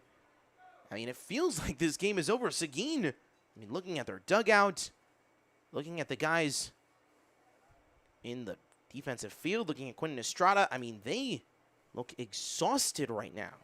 This is a side that's lost to this same team each of the last 3 nights, none of which in blowout fashion. And now they are getting rolled over after allowing 5 runs in each of the last 2 innings. You got to feel for this Tony Perez-led squad. Absolutely you do. On the verge of possibly falling to 11-27 and 5-11 in the second half. 2-1 to check swing. You go around. Yes, he did Hernandez. It's an even count, 2 balls, 2 strikes. We'll have a scoring update for you if you're joining us from the Lake Charles Acadiana contest, which is certainly appearing to be more thrilling than the one we have right now. 6-4 King Cutters lead against the Gumbo Gators. That game's heading to the top of the 9th, or in the top of the 9th. 2-2 is fouled back, so that game could be ending within the next couple of minutes between the Gumbo Gators and King Cutters, and if so, will be the one game that's on the schedule and on your screens here on TCL TV the rest of the way for what could be the next hour, maybe longer. 2-2 count to Hernandez. Upstairs. Looking for back-to-back strikeouts here is Nickerson. With no one in the bullpen, this is very much his ball game. Stephen F. Austin Lumberjack and Sumter native. Payoff again. Foul back. King Cutters trying to pull off a 4th consecutive win and get to 18-22, in which they would be virtually tied with Baton Rouge for second place in the Louisiana division. King Cutters on the verge, or Gumbo Gators on the verge of being tied with Baton Rouge for first place. So actually we'd have to check the overall standings. That's a swing and a miss for strike 3. Back-to-back punch-outs here in the 6th for Trent Nickerson. And it is 2 quick strikeouts here in the 6th that have put up 2 outs on the board. And back-to-back swinging strikeouts nonetheless, as Hector Rodriguez comes to the dish. Rodriguez 1 for 2 on the night, has reached base twice in the 3rd and 5th. Singled in the 3rd, walked on the 5th. He also scored in the 5th inning. That one's upstairs for strike 1. Each of the top 4 hitters in this River Monsters order has all come across to score. Austin Strassner, the cleanup hitter, has scored twice. That one's low, 1 ball and 1 strike. If you're just joining us, Max Cepeda, the voice of the Victoria Generals, here from the Party Box. In this long one, an offensive field clash on this Friday night. That one's lined in, line drive catch on the part of Mark Henning, laying it out in the Sports Center top 10 play to end the 6th. Henning putting his body on the line, diving on the artificial turf to make the catch. We go bottom 6. Gens in full control, up 8 here on TCL TV.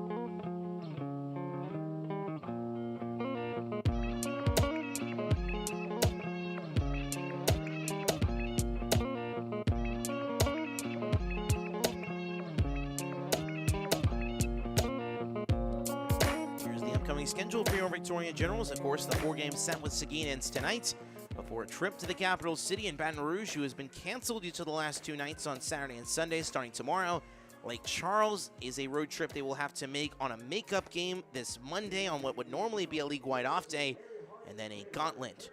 2 here against Baton Rouge, at Riverside, Tuesday, Wednesday, Thursday, Friday in Barron College Station against the Bombers, and then they bring the Bombers back to Riverside to conclude the regular season. Could be 6 in a row, maybe 7 in a row against the Bombers if the postseason bracket currently, as it stands, holds up. Back to the bottom of the 6th. 4-5-6 due up for your Victoria Generals. Riley Bender leads things off. It's a high fly ball to center, but underneath it is Orlando Samaniego. He's backing up on it. He's underneath it. He'll make the catch for 1 pitch, 1 out here at bottom 6. Bender has now been retired for the 3rd time tonight. He is 1 for 4 with a run scored. He's reached base twice. Now Travis Bragg, who has reached base all 4 times he's come up. He has scored 3 times. He's walked in his last 2 plate appearances, scoring in both. Had a bases loaded walk where he drove in a run back in the 4th, making it his 4th run batted in of this series. Or actually his 5th run batted in of this series, counting the 4 full games, 4 in the last 2 days. Counting today, that one's inside for strike 1 to Bragg. Quentin Estrada remains on the mound for Seguin. That one's lined into left field. That one looks to drop, and it will. Travis Bragg now once again reaching base for a 5th consecutive time. And he collects his 2nd hit of the night. It's a 1-out base runner here in the 6th.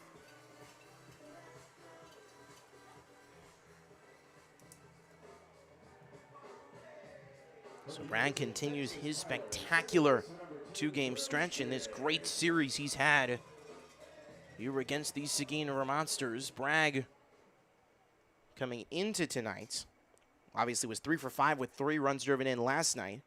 Has now a run driven in and now 9 of his last 10 games, totaling 11 RBIs in that stretch.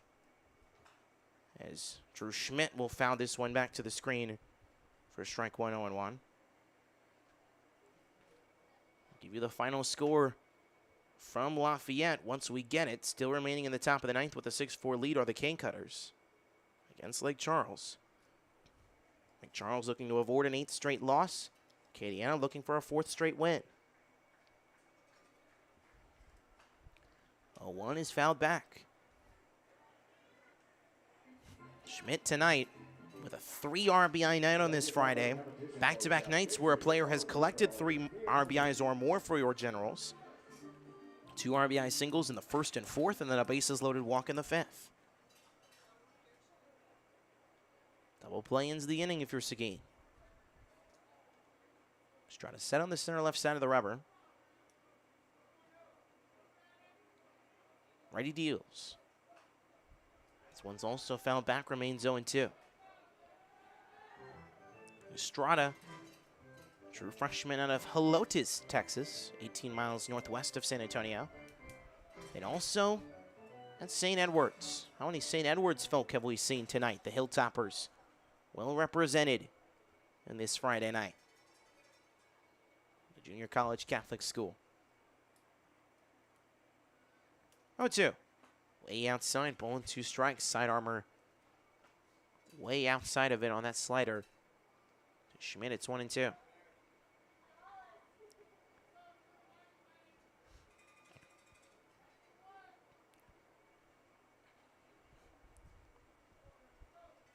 Bragg leading off on first.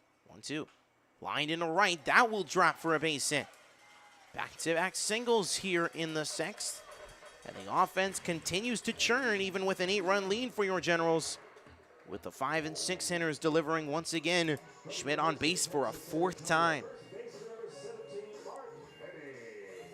Mark Henning now returns to the dish. He's also reached base all 4 times. Walked in the 1st, singled in the 3rd, walked again in the 4th, and then grounded into a fielder's choice in the 5th where he would eventually come across to score.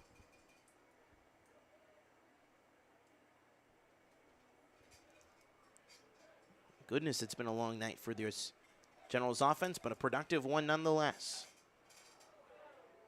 So that one is fouled. Left field line, no balls and 1 strike to Henning. UTSA Roadrunner.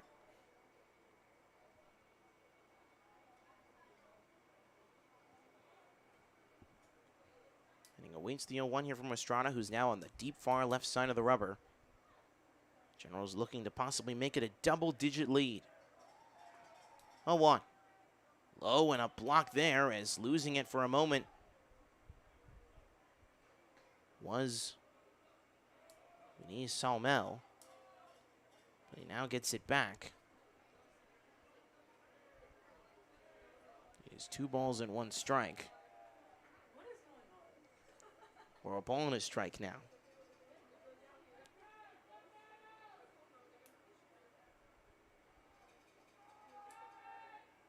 Here it comes. Line drive foul again, heading down in the count 1-2. We'll give you a full standings breakdown as well once that Acadiana Lake Charles game ends, because regardless of when it ends, whether it's right now in the 9th inning or possibly in extras, we will most likely have an opportunity to break it down for you as we have plenty of baseball left to play here in the Crossroads. The 5th to final home regular season game with 4 on slate next week for the final week of regular season play in the TCL. 1-2 is lined in a center field, and that will get down. Coming at third and being stopped at third by Michael Oros is Travis Bragg, and it is back-to-back-to-back singles here in the 6th inning. This offense does not stop. Bragg at third, Schmidt at second, Henning at first. And now Hal Perez, who came in the top half of this inning to replace Dylan Flores, will now have a second consecutive night of pinch hitting duties. As Perez replaces Flores, who had a quite successful night, who went 1 for 3 with 2 RBIs, driving in 2 runs back in the 5th. First pitch to Perez, breaks back into the zone. Great slider there from one side to the other from Streisner. No balls and 1 strike to Perez. The UHV Jaguar. Give you Perez's season numbers in just a moment as that one's at his knees. 4 strike 2, Hal Perez. Maybe the #1 catcher really for Michael Loras this summer, batting .234 in 27 games with 15 hits, 10 runs driven in, 3 doubles, 22 walks, which is tied for 7th in the league, but that one could roll past the second baseman in the form of Rodriguez, but he's able to retire Perez in time. It is an RBI ground out forever as Bragg scores. It's 15-6. RBI ground out for out number 2 of this 6th inning. So it will now be runners at first, or at second and third, as Schmidt and Henning both advance a base. Schmidt at third, Henning in second, both advancing 90 feet. Bragg, as we mentioned, coming across to score.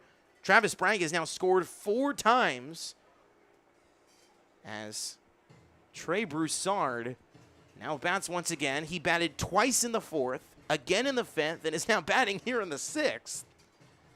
As simple 4-3 RBI ground out for Perez. For Perez, it's his 11th run driven in of the summer. And his 10th since June 28th, his 10th of the second half. May I remind you, that's 10 of his 11 runs driven in, all coming since the second half of this season started. It is a ball and a strike. Here to Broussard. Broussard has had a great Generals debut. 2 for 3 with 2 extra base hits, a triple and double. He scored twice, has had a stolen base.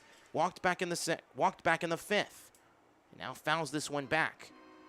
I mean, think about it. If he puts in another single here, or if Broussard gets a single, he's technically a home run away from the cycle in his Generals debut.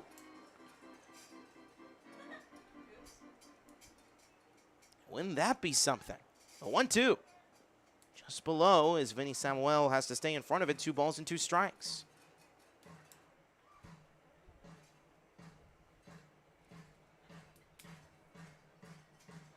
We have a final score update from you. We'll be checking throughout the night what's going on in South Lafayette. Yet to receive a final score. Now we have one. We'll give it to you in just a moment. 2-2 is lined into center field. That's a base hit. Runners rounding third. Coming home is Henning. He will score. On to second base is Broussard. He is safe. Trey Broussard, have a night! And a curtain call on this Friday night. Triple, double, single, 2 runs scored, 2 RBIs, 17-6 Victoria. And Anthony Avalos is now coming to the plate for a 6th time in the 6th inning. 6 times in 6 innings for Anthony Avalos at the dish. Still 2 outs to work with. There is now only 1 runner at second base as he cleared the bases, did Broussard, with Schmidt and Henning both coming across to score. 16 hits on 17 runs on 16 hits. 1-0. Upstairs, 2 balls and no strikes. There is no one in the bullpen right now, but Hunter Ham looks to appear to be walking towards it. Ham, the typical catcher/infielder, now walking towards the bullpen. 2 balls and no strikes for Anthony Avalos, who batted twice in the 4th, once in the 5th, and now here in the 6th. 2-0 is on the outside corner, strike 1. Final score, Cane Cutters defeat the Gumbo Gators 6-4. Cane Cutters are 18-22 overall and 8-8 in the second half. Lake Charles is 4-11 in the second half. They've lost 8 in a row and are 18-20 overall. Avalos is 2-1. Running is Broussard. That's a cold strike 2. It's Broussard's 2nd stolen base of the night. He now sits 90 feet away. Fun fact, every time he's been on base, he has at least reached second base. Reaching third base 3 of those 4 times. 2-2 count here for Ant-Man. That one's low for ball 3. I mean, my scoreboard is a wreck right now. Or scorebook, I should say. My scorebook is a absolute wreck right now. I can barely see what I'm writing.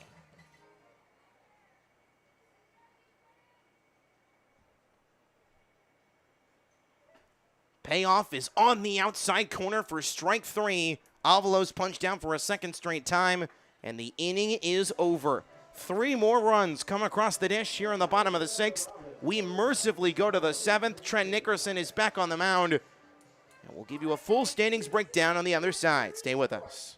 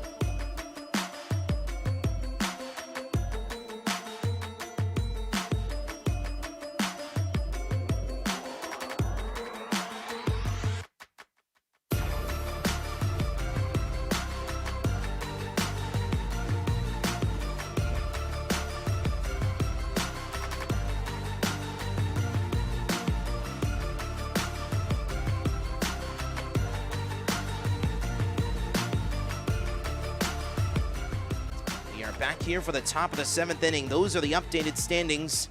We'll break them down for you over the course of this inning. We won't go into full lengths of them as the top of the 7th is about to begin.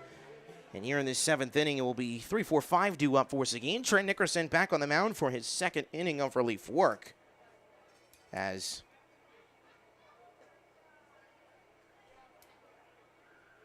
it will be a 1-0 count here on... It is a 1-0 count here on Perez, who is 2 for 3 with a RBI and a run scored. So that one is a high fly ball to right center. Going after it is the right fielder, Cameron Nickens. He's underneath it. Only one quick out here, top 7. If you're joining us from South Lafayette, if you're watching the King Cutters defeat the Gumbo Gators, welcome to Riverside Stadium. Max Cepeda, the voice of the Generals, here from the party box in what has been a tiring game.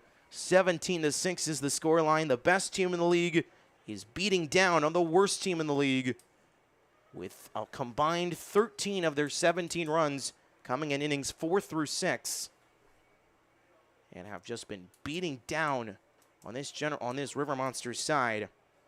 So that one is upstairs, 1 ball and no strikes. Austin Streisner, he's back at the dish here. Streisner has scored twice tonight. He also has an RBI from back in the 5th. So that one is in the inside half, 1 ball and 1 strike.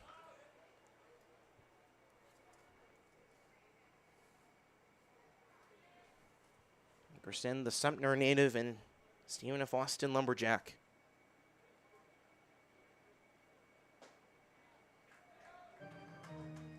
So that one is on the outside half for strike 2.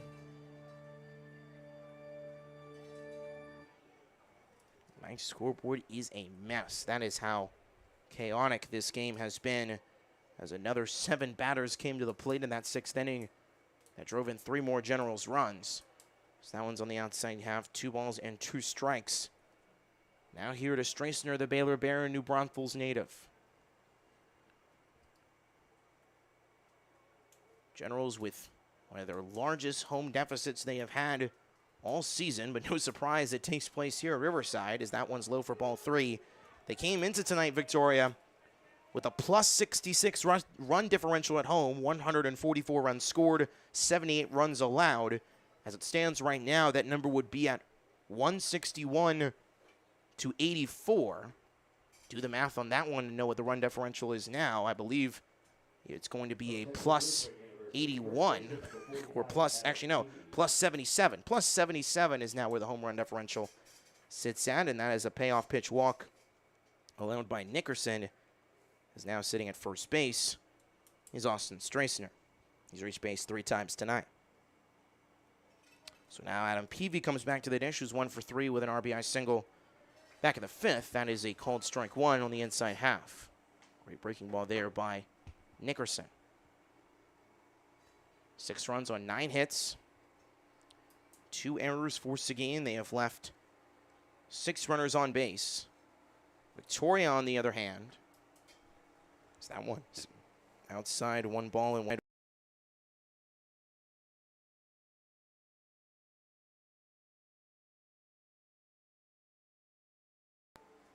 They leave another runner on in the 6th, but in total, as the 1-1 is grounded just foul off the bat of Peavy, 1 ball and 2 strikes. Generals have 17 runs off of 4 plus 8 plus 3. That's 11 plus 2, 13, 14, 15 hits. I believe that's the right number. Yeah, 15 hits.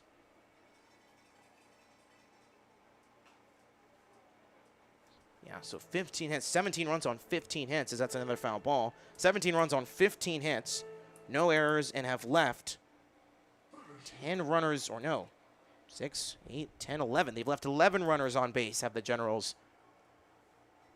Comparison to Seguin's 6. That one's upstairs, even count, 2 balls, 2 strikes. Following the second out of this inning, we'll at least show you at least the standings breakdown in just a moment, probably following this pitch. So that one's upstairs, payoff pitch awaits. This is the current standings breakdown as it sits right now. We showed you to it at the commercial break. Now 1 game separates the entire Louisiana division, all of which are at least 9.5 back of Victoria. Overall, Lake Charles is 18-20, Baton Rouge 17-19, Acadiana 18-22. That's a swing and a miss for strike 3. Out number 2 for Nickerson. It is now in total his 3rd punch out of the night after collecting 2 in the 6th. And it is 2 outs now here in the 7th. So Streisner now with the walk remains at first base. And Xavier Arias now comes back to the dish as he takes a strike on the outside half for strike 1. Arias walked back in the second, stole second base, got all the way to the third, couldn't score, and got an RBI single back in the fifth. So that one is fouled back, no balls, 2 strikes. But going back to that standings graphic, you remember 8-8 Acadiana now sits in the second half, and that 4-11 number underneath Lake Charles could be so significant as that one is fouled back. Because while the Lake Charles Gumbo Gators do have home field advantage as that one's fouled back, even though they do have home field advantage, the King Cutters, who could very well be their opponent come the playoffs, the King Cutters may be the favorite in that series. And what could be a nail-biting possible 3-game series as it's 1 ball, 2 strikes. Now here to Arias. I mean, even with the King Cutters, or with Lake Charles having the home field advantage, Acadiana could be going in as a slight favorite if those two were to match up in a potential Louisiana semifinal. 1-2. Upstairs. Victoria, by the way, 1 run away from tying their season high in runs scored, which is 18, which of course happened in the 18-2 blowout victory against these River Monsters back on June 19th. That is a high fly ball to center field. Off is Connor Clark. He's underneath it, but Cameron Nickens will be the one who makes the catch from right, and that will end the 7th. It is the 7th inning stretch at 10:15 local time here in Victoria. 4 runners come to the plate in another clean inning for Trent Nickerson. We'll be back on the other side here on TCL TV. Stay with us.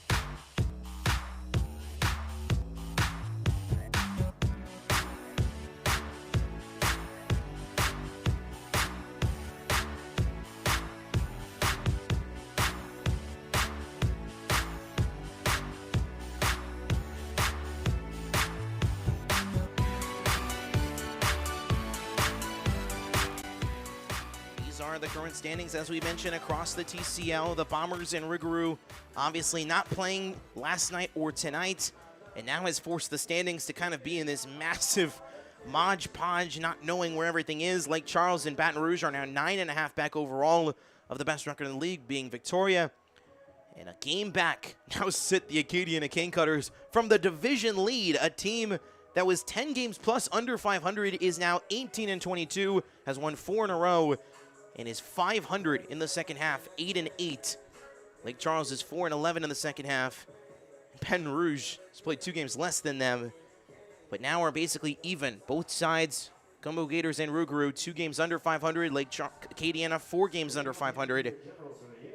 And my goodness, I mean, it has been a whirlwind of the Louisiana division. Meanwhile, the Texas division, pretty glaring. Generals and Bombers, 2 of the strongest teams, now the 2 best records by 4 games at least. Bombers ahead of Lake Charles by 4 games, and 5.5 games separate the Generals from the Bombers. We head to the bottom of the 7th inning. 2, 3, 4 will be due up in the form of Connor Clark, Cameron Nickens, and Riley Bender. All of which, and by the way, I will definitely be taking a picture of this scorebook following tonight, because the fact that the Generals have been able to put on this kind of an offensive performance, 17 runs on 15 hits, has been unheard of, with another 4 hits coming in that sixth inning with another 3 runs. 1 run away, as we mentioned, sits Victoria from their season high in a single game. Quentin Estrada remains on the mound somehow, some way, but you gotta have to, with the limited amount of pitchers.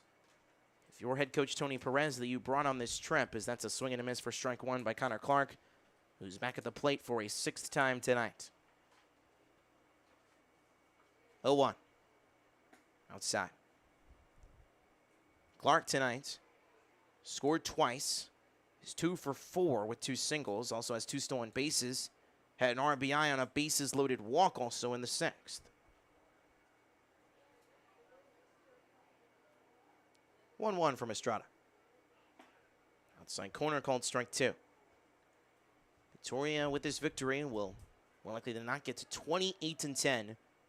Reach an 8th consecutive victory and go to 12-3 in the second half, which is nearly identical to what would be their 17-3 record in this ballpark. That's a swing and a miss for strike 3. Clark is retired on 4 pitches. And it's 1 quick punch out here in the 7th. From Austin P University, right fielder, number 49, Cameron Nickens now returns to the dish. Nickens has scored 3 times in the 1st, 4th, and 5th.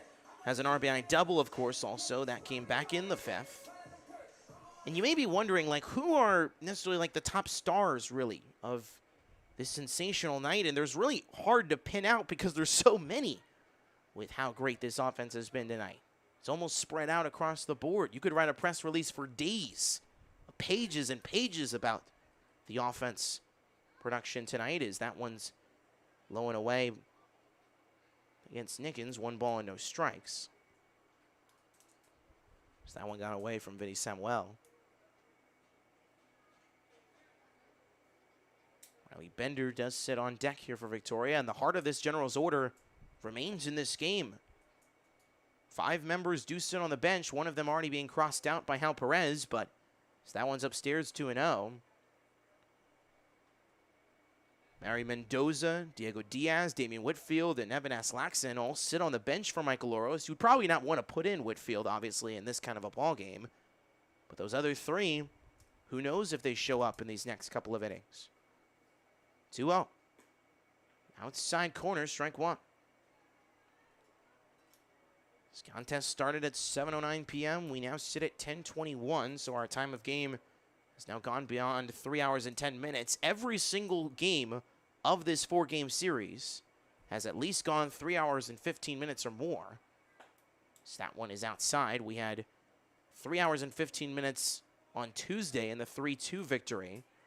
3.5 hours, 4 hours on Wednesday in the 10-inning victory for Victoria.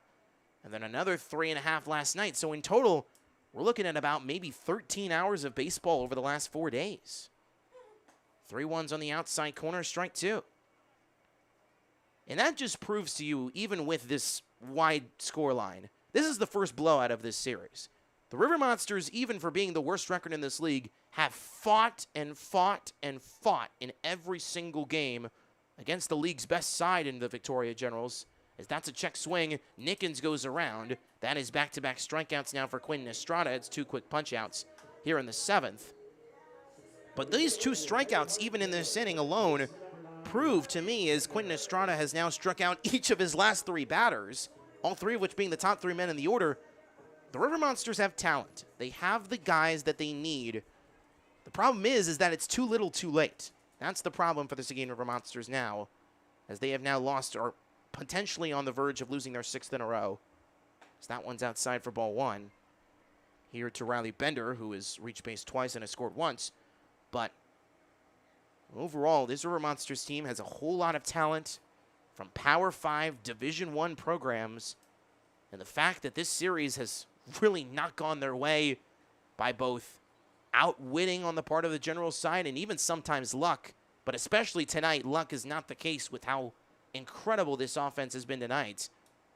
I mean, this Generals team looks as well-oiled of a machine that we have seen in this league in recent years.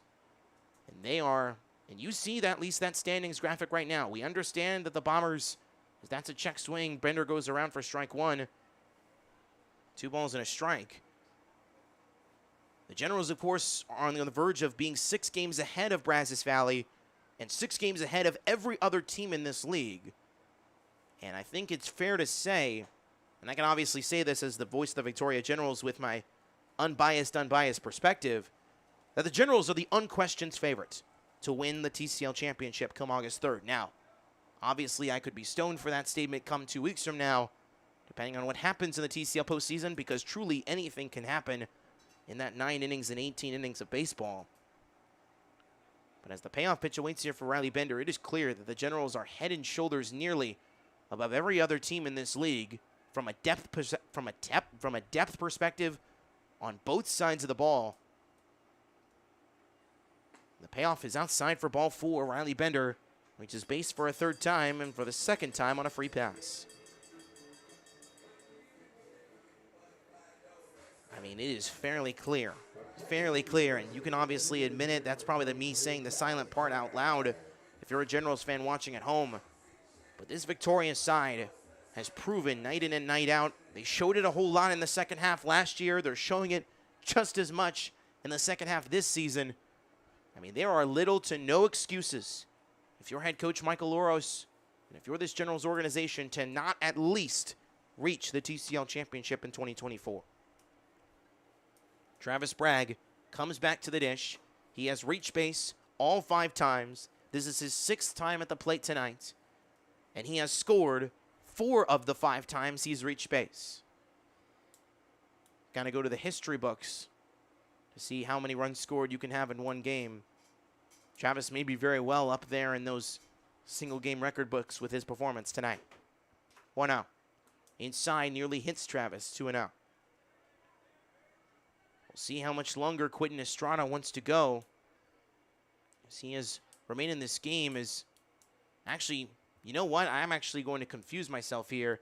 Quentin Estrada is actually not on the mound. That is Xavier Perez. Xavier Perez is currently throwing right now for the Seguin River Monsters as their 4th different arm.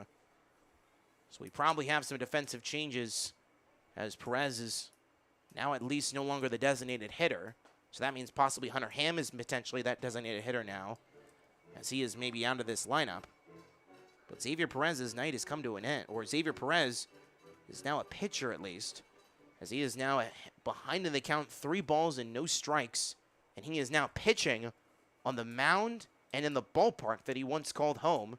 That is a cold strike 1. How confounding it must be for Xavier Perez to be on the other side here in this ballpark. Been on the right side of so many dominating wins here in this ballpark. But now how does it feel for him to be on that mound in this kind of a game? 3-1. Upstairs, ball 4. Back-to-back walks allowed by Perez. And the train continues.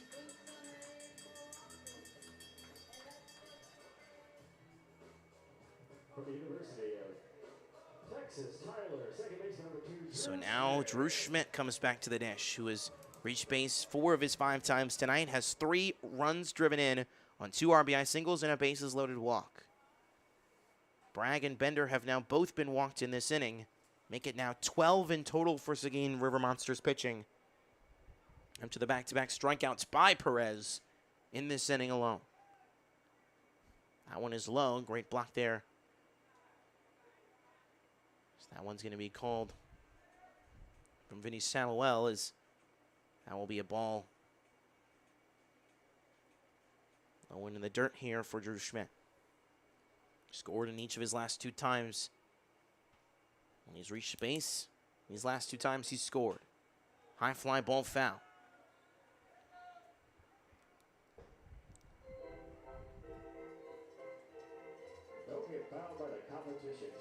Victoria Generals, as we mentioned, will head to Baton Rouge starting tomorrow for what will be a 2-game series against the Rougarou, and the first of 4 over the next 5 days starting tomorrow.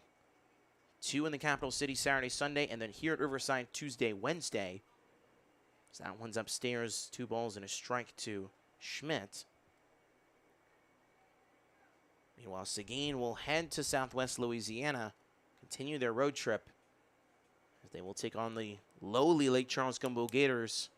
And 2 sides who have the 2 longest losing streaks in this league will face off against each other. Schmidt will foul this one back. It's a 2-2 count now.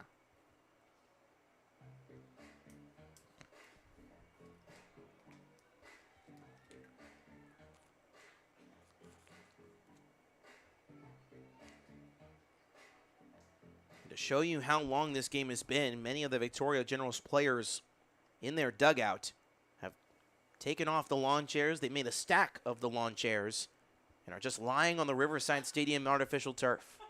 That one's an inside called strike 3. Schmidt is retired. 2 runners left on here in the 7th. We go to the 8th. Generals remain up 11. Trent Nickerson remains on the mound when we come back.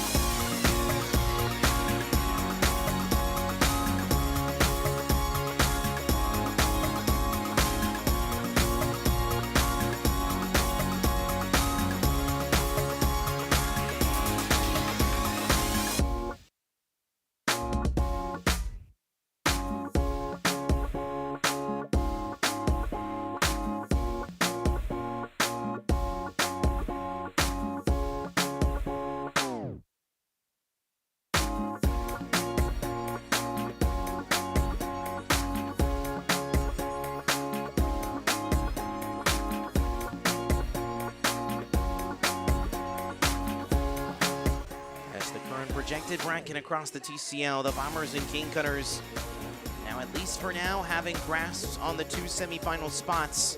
The Rougarou and the River Monsters on the outside looking in. Back here for the top of the 8th inning as we have crossed the bottom of the 10 o'clock hour.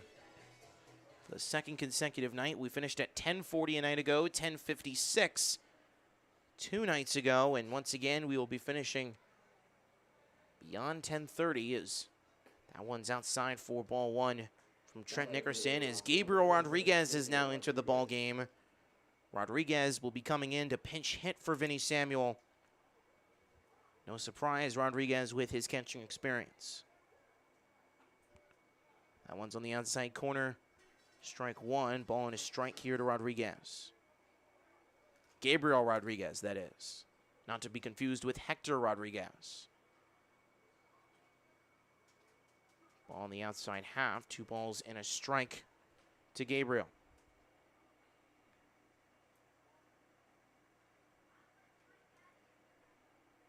Give you the full season stats on Rodriguez in just a moment. So that one's outside, 3 balls and a strike to Gabriel. Gabriel, this summer, the Alvin Community College redshirt freshman, the Dolphin. 13 games, 9 for 28 with 2 runs scored, 4 RBIs, 8 walks, 10 punch-outs, and a stolen base. Also has thrown 4 2/3 innings on the mound in 2 appearances. Both of those appearances coming against your Victoria Generals in this ballpark, including a night ago where Rodriguez pitched 2 innings, gave up 3 hits, 1 run, that one being unearned, an unearned run. A walk and 3 punch outs through 49 pitches. A 9 to go. Remains a full count here on Rodriguez against Nickerson. Payoff comes. Grounded over to the second base side. Drew Schmidt is there. Will be a routine play, and he throws it to first. One quick out here in the 8th.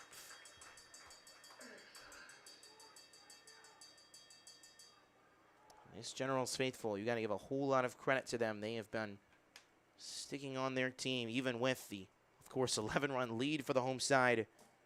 A whole lot of them have remained here at Riverside Stadium for this lengthy contest, as Orlando Samaniego is not going to be here. It will be Hunter Ham replacing Orlando Samaniego now.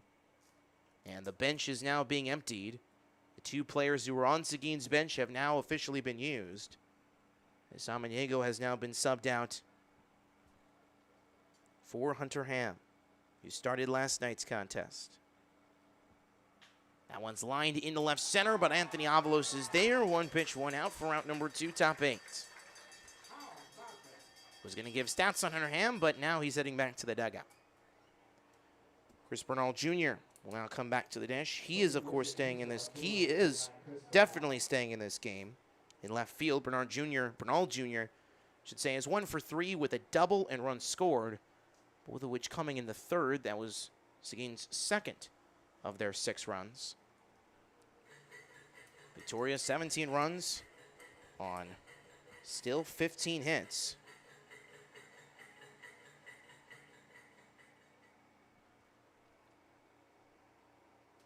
It's hard to believe as this first pitch is grounded over to the second base side. Drew Schmidt is there. Quick throw over to first. 1-2-3 8th inning for Trent Nickerson. The first 1-2-3 inning we've had since the top of the 6th. And just the 2nd all game, or just a 3rd all game. We go bottom 8. Sweet Caroline plays an 11-run lead for your Victoria Generals.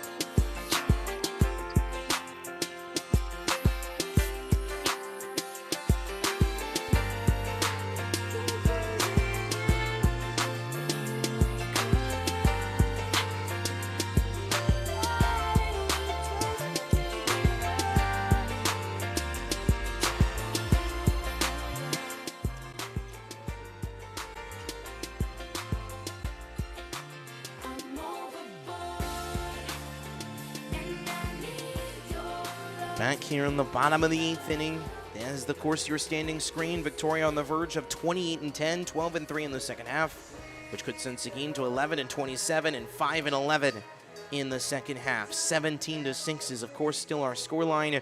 Adam Peavy, the first baseman for Seguin tonight, and the recent signee for the Seguin Vermonsters, has now been called in to pitch this bottom of the 8th. There's no one in the bullpen, so this very well is Peavy's inning. Peavy, of course, we mentioned the sophomore Texas Lutheran out of Houston, who tonight at the plate, Peavy is 1 for 4 with an RBI single.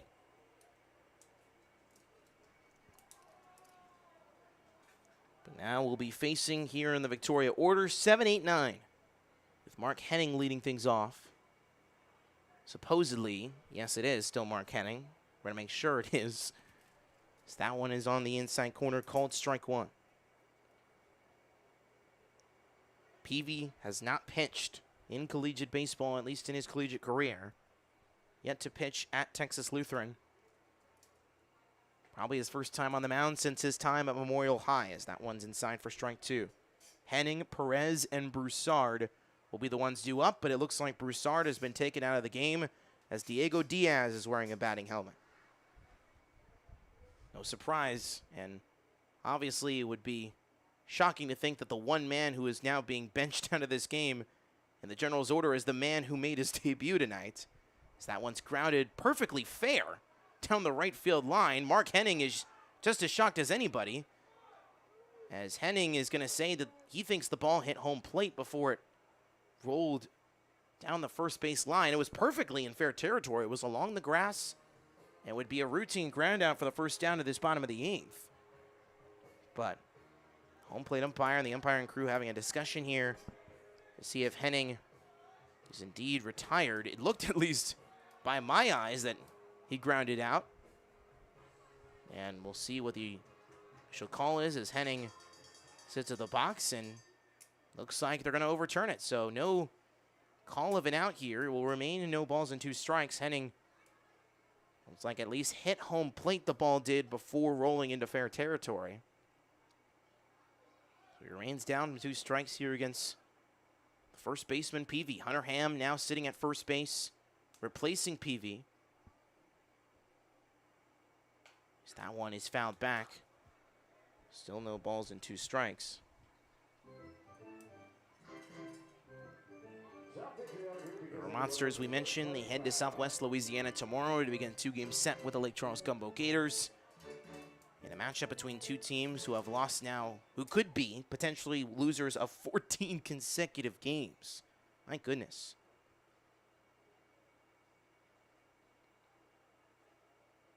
0-2 to Henning. High fly ball to left. This one's still going foul. Ryder Hernandez is going after it, and he nearly had an opportunity to make the catch. That was well in his range. But it looks like he overran the baseball as baseball was nearly behind him as it was landing. And it remains an 0-2 count here for Mark. Mark tonight has reached base all 5 times. He's technically 2 for 3 with 2 walks, 2 singles, scored in both the 5th and 6th. What a great night, and one of the better nights of the summer for the UTSA Roadrunner. Peavy on the right side of the rubber. The 0-2. Lined into the second base side. There is Hector Rodriguez. Easy throw over to first. One quick out here in the 8th.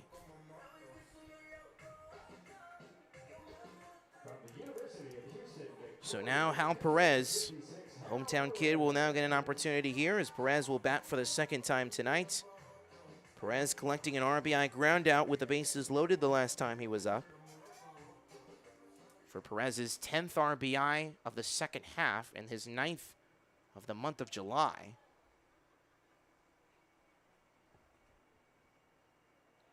First pitch to Hal is just downstairs for ball 1. As we mentioned earlier, Diego Diaz sits in on deck as he will be pinch hitting for Trey Broussard.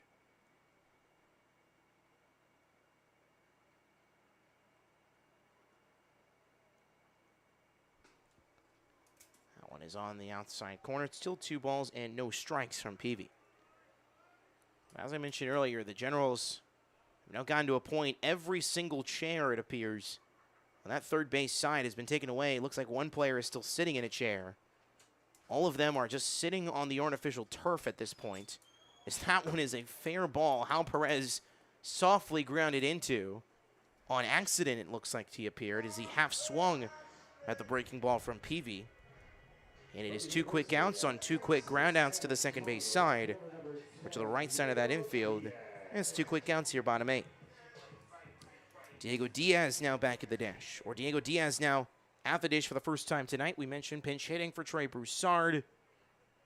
Diaz, this summer, we showed his numbers at the very beginning of this ball game nearly 4 hours ago. Diaz in 9 games, 5 for 30. Has a second half signing out of UTSA. Outside for ball 1 to Diaz. 3 runs scored, a double, 4 RBIs, 10 walks, 9 strikeouts, and 6 stolen bags. Diaz, though, 1 for his last 22, but has managed to contribute in other ways, including walking 8 times in that span. High fly ball popped up in the infield. Where is Adam Peavy? He waits for it, and they're just going to let it fall. That one fell in the infield. And the Generals' dugout is joyous as Diego Diaz reaches base. And he can't believe it. My goodness. Have we seen everything in this game or what? Diego Diaz is now going back to the dish. Actually, you know what? This is actually a fair ruling. They called the infield fly rule on the pitch, so it is technically a foul ball. The infield fly rule was called. You see the Generals' dugout is at least a little bit upset with the call, but I mean, it fell in the Bermuda Triangle between Ryder Hernandez, Adam Peavy, and Gabriel Rodriguez, as that one is just below the knees, called strike 1. It was a 2-1 count. Yeah, and that one was low, so a 2-1 count here. Now on Diaz, I'm even losing track of the countdown at this point. My goodness. 2-1 is again popped high. This one looks foul. Ryder Hernandez is there. He waits for it in foul territory. He will make the catch. Had to have a hard time with that one, but it's a 1-2-3 8th inning for Adam Peavy, the first baseman. And the 9th inning will come out. Trent Nickerson will look to complete. And yes, I'm not mincing words. A 4-inning and 2/3 completion of this game. Could be just 2 pitchers for Michael Oros' side. We head to the 9th on the other side.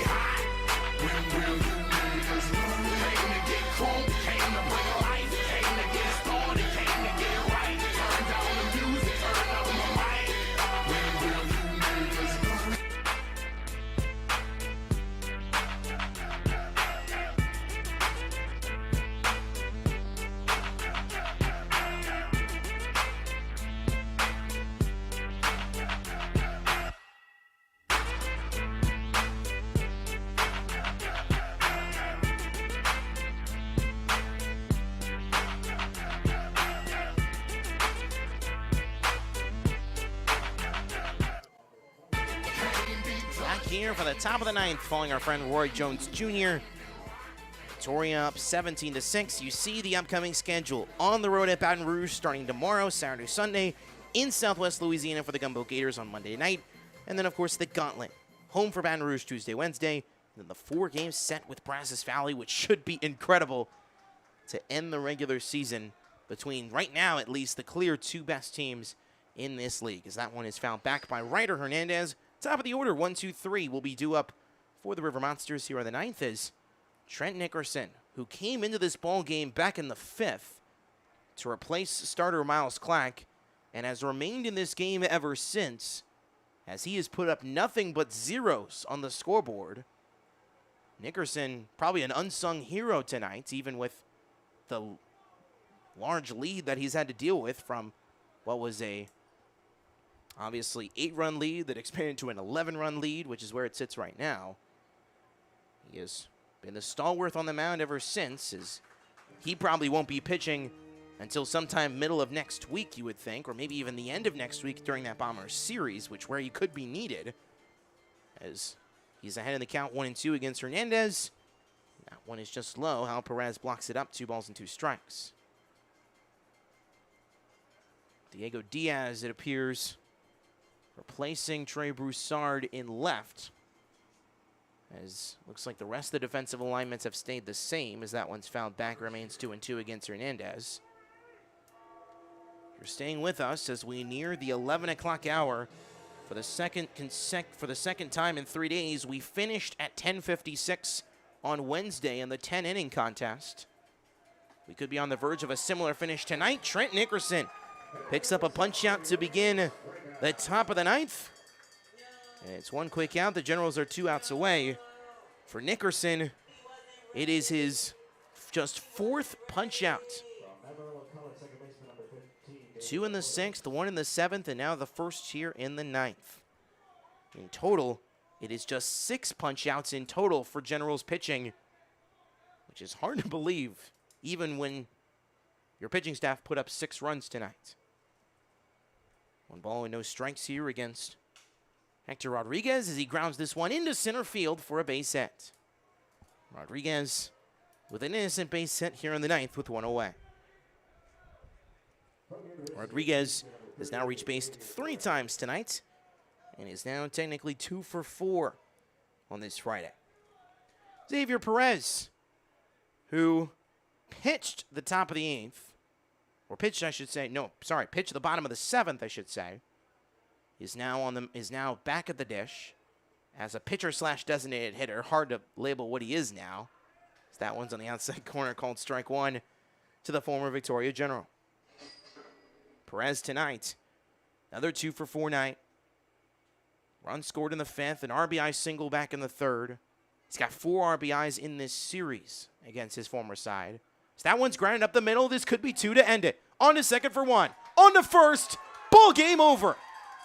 The Victoria Generals at 10:50 conclude another 3.5-hour thrill fest.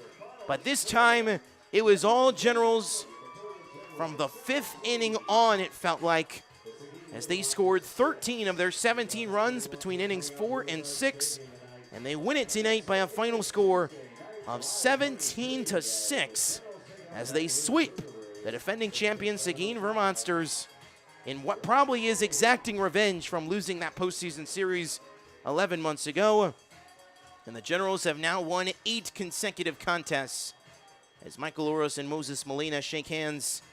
And this Seguin Vermonsters side falls to a lowly 11-27. We'll show you the final standings as they currently sit right now. The Generals 28-10, 12-3 in the second half. The Vermonsters 17 games behind them at 11-27 and 5-11 in the second half. Generals now with that victory, and with the Bombers and Rougarou now playing each of the last 2 nights, we can now technically update those actually full game, those games back standings, at least on the Louisiana side, because now Lake Charles and Baton Rouge are 10 games back of Brazos Valley, and Acadiana is 11 games back. So that is now the full updated standings games back-wise. And my goodness, I mean, 2 teams are at least 4 games better than everybody else in the league, and one of those 2 teams is 6 games better than the other.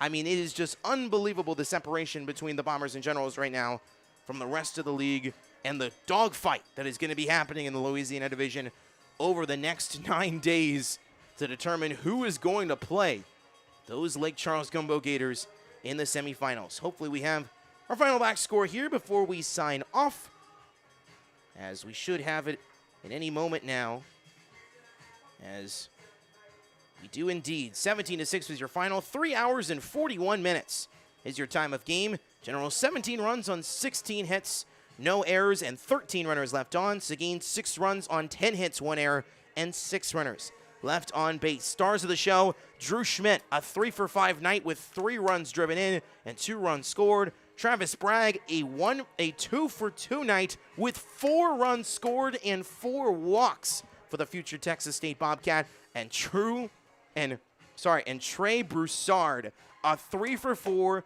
2-run score, 2 RBI Generals debut, batting in the 9-hole without Damian Whitfield. I mean, it felt like as if he was there without being there, this Generals staff. Winner tonight is Miles Clack. 4 1/3 innings pitch in his start, 9 hits, 6 earned runs, 4 walks, 2 strikeouts for Clack. The loser tonight was Colby Diaz, who started tonight for Seguin, who threw 3 1/3 innings, 3 1/3 innings pitched, 7 hits, 8 earned runs, 8 runs, all of which earned, 5 walks and 6 punchouts. Seguin, 14 walks and 12 strikeouts as a staff, 17 earned runs, and of course those 16 hits. Victoria Generals as a staff allowing 10 hits, 6 earned runs, 5 walks as a staff, and 6 strikeouts as a staff for your Generals. Well, that is going to do it for us. We will be off the air at least for the next 3 nights. We will be back here on Tuesday night when the Generals begin and continue their 4 games in 5 days stretch against the Baton Rouge Rougarou, which hopefully will start tomorrow, even with the Rougarou still having hazardous field conditions over at Pete Goldsby Field. So hopefully that series gets in on time and we get to play 2 games out in the capital city. But that is going to do it for us. Your Victoria Generals continue to roll here on the TCL and sweep their 4-game series against the Seguin Vermonsters, 28-10 overall, 12-3 in the second half, 8 in a row, 8 victories in a row, their longest winning streak of the summer, and victories in 9 of their last 10. They are 9-2 in the month of July. Seguin, 2-10 in the month of July. That will do it for us. For everyone who makes this broadcast possible, my name is Max Cepeda, signing off from the Party Box. We'll see you back here Tuesday night when the Rougarou come to Riverside Stadium. Enjoy the Generals' trip to Baton Rouge over the next 2 nights, and of course their makeup game in Lake Charles on Monday, July 22nd. But that will do it for us. See you Tuesday. Generals, the best team in the league by far. And we'll see you on Tuesday.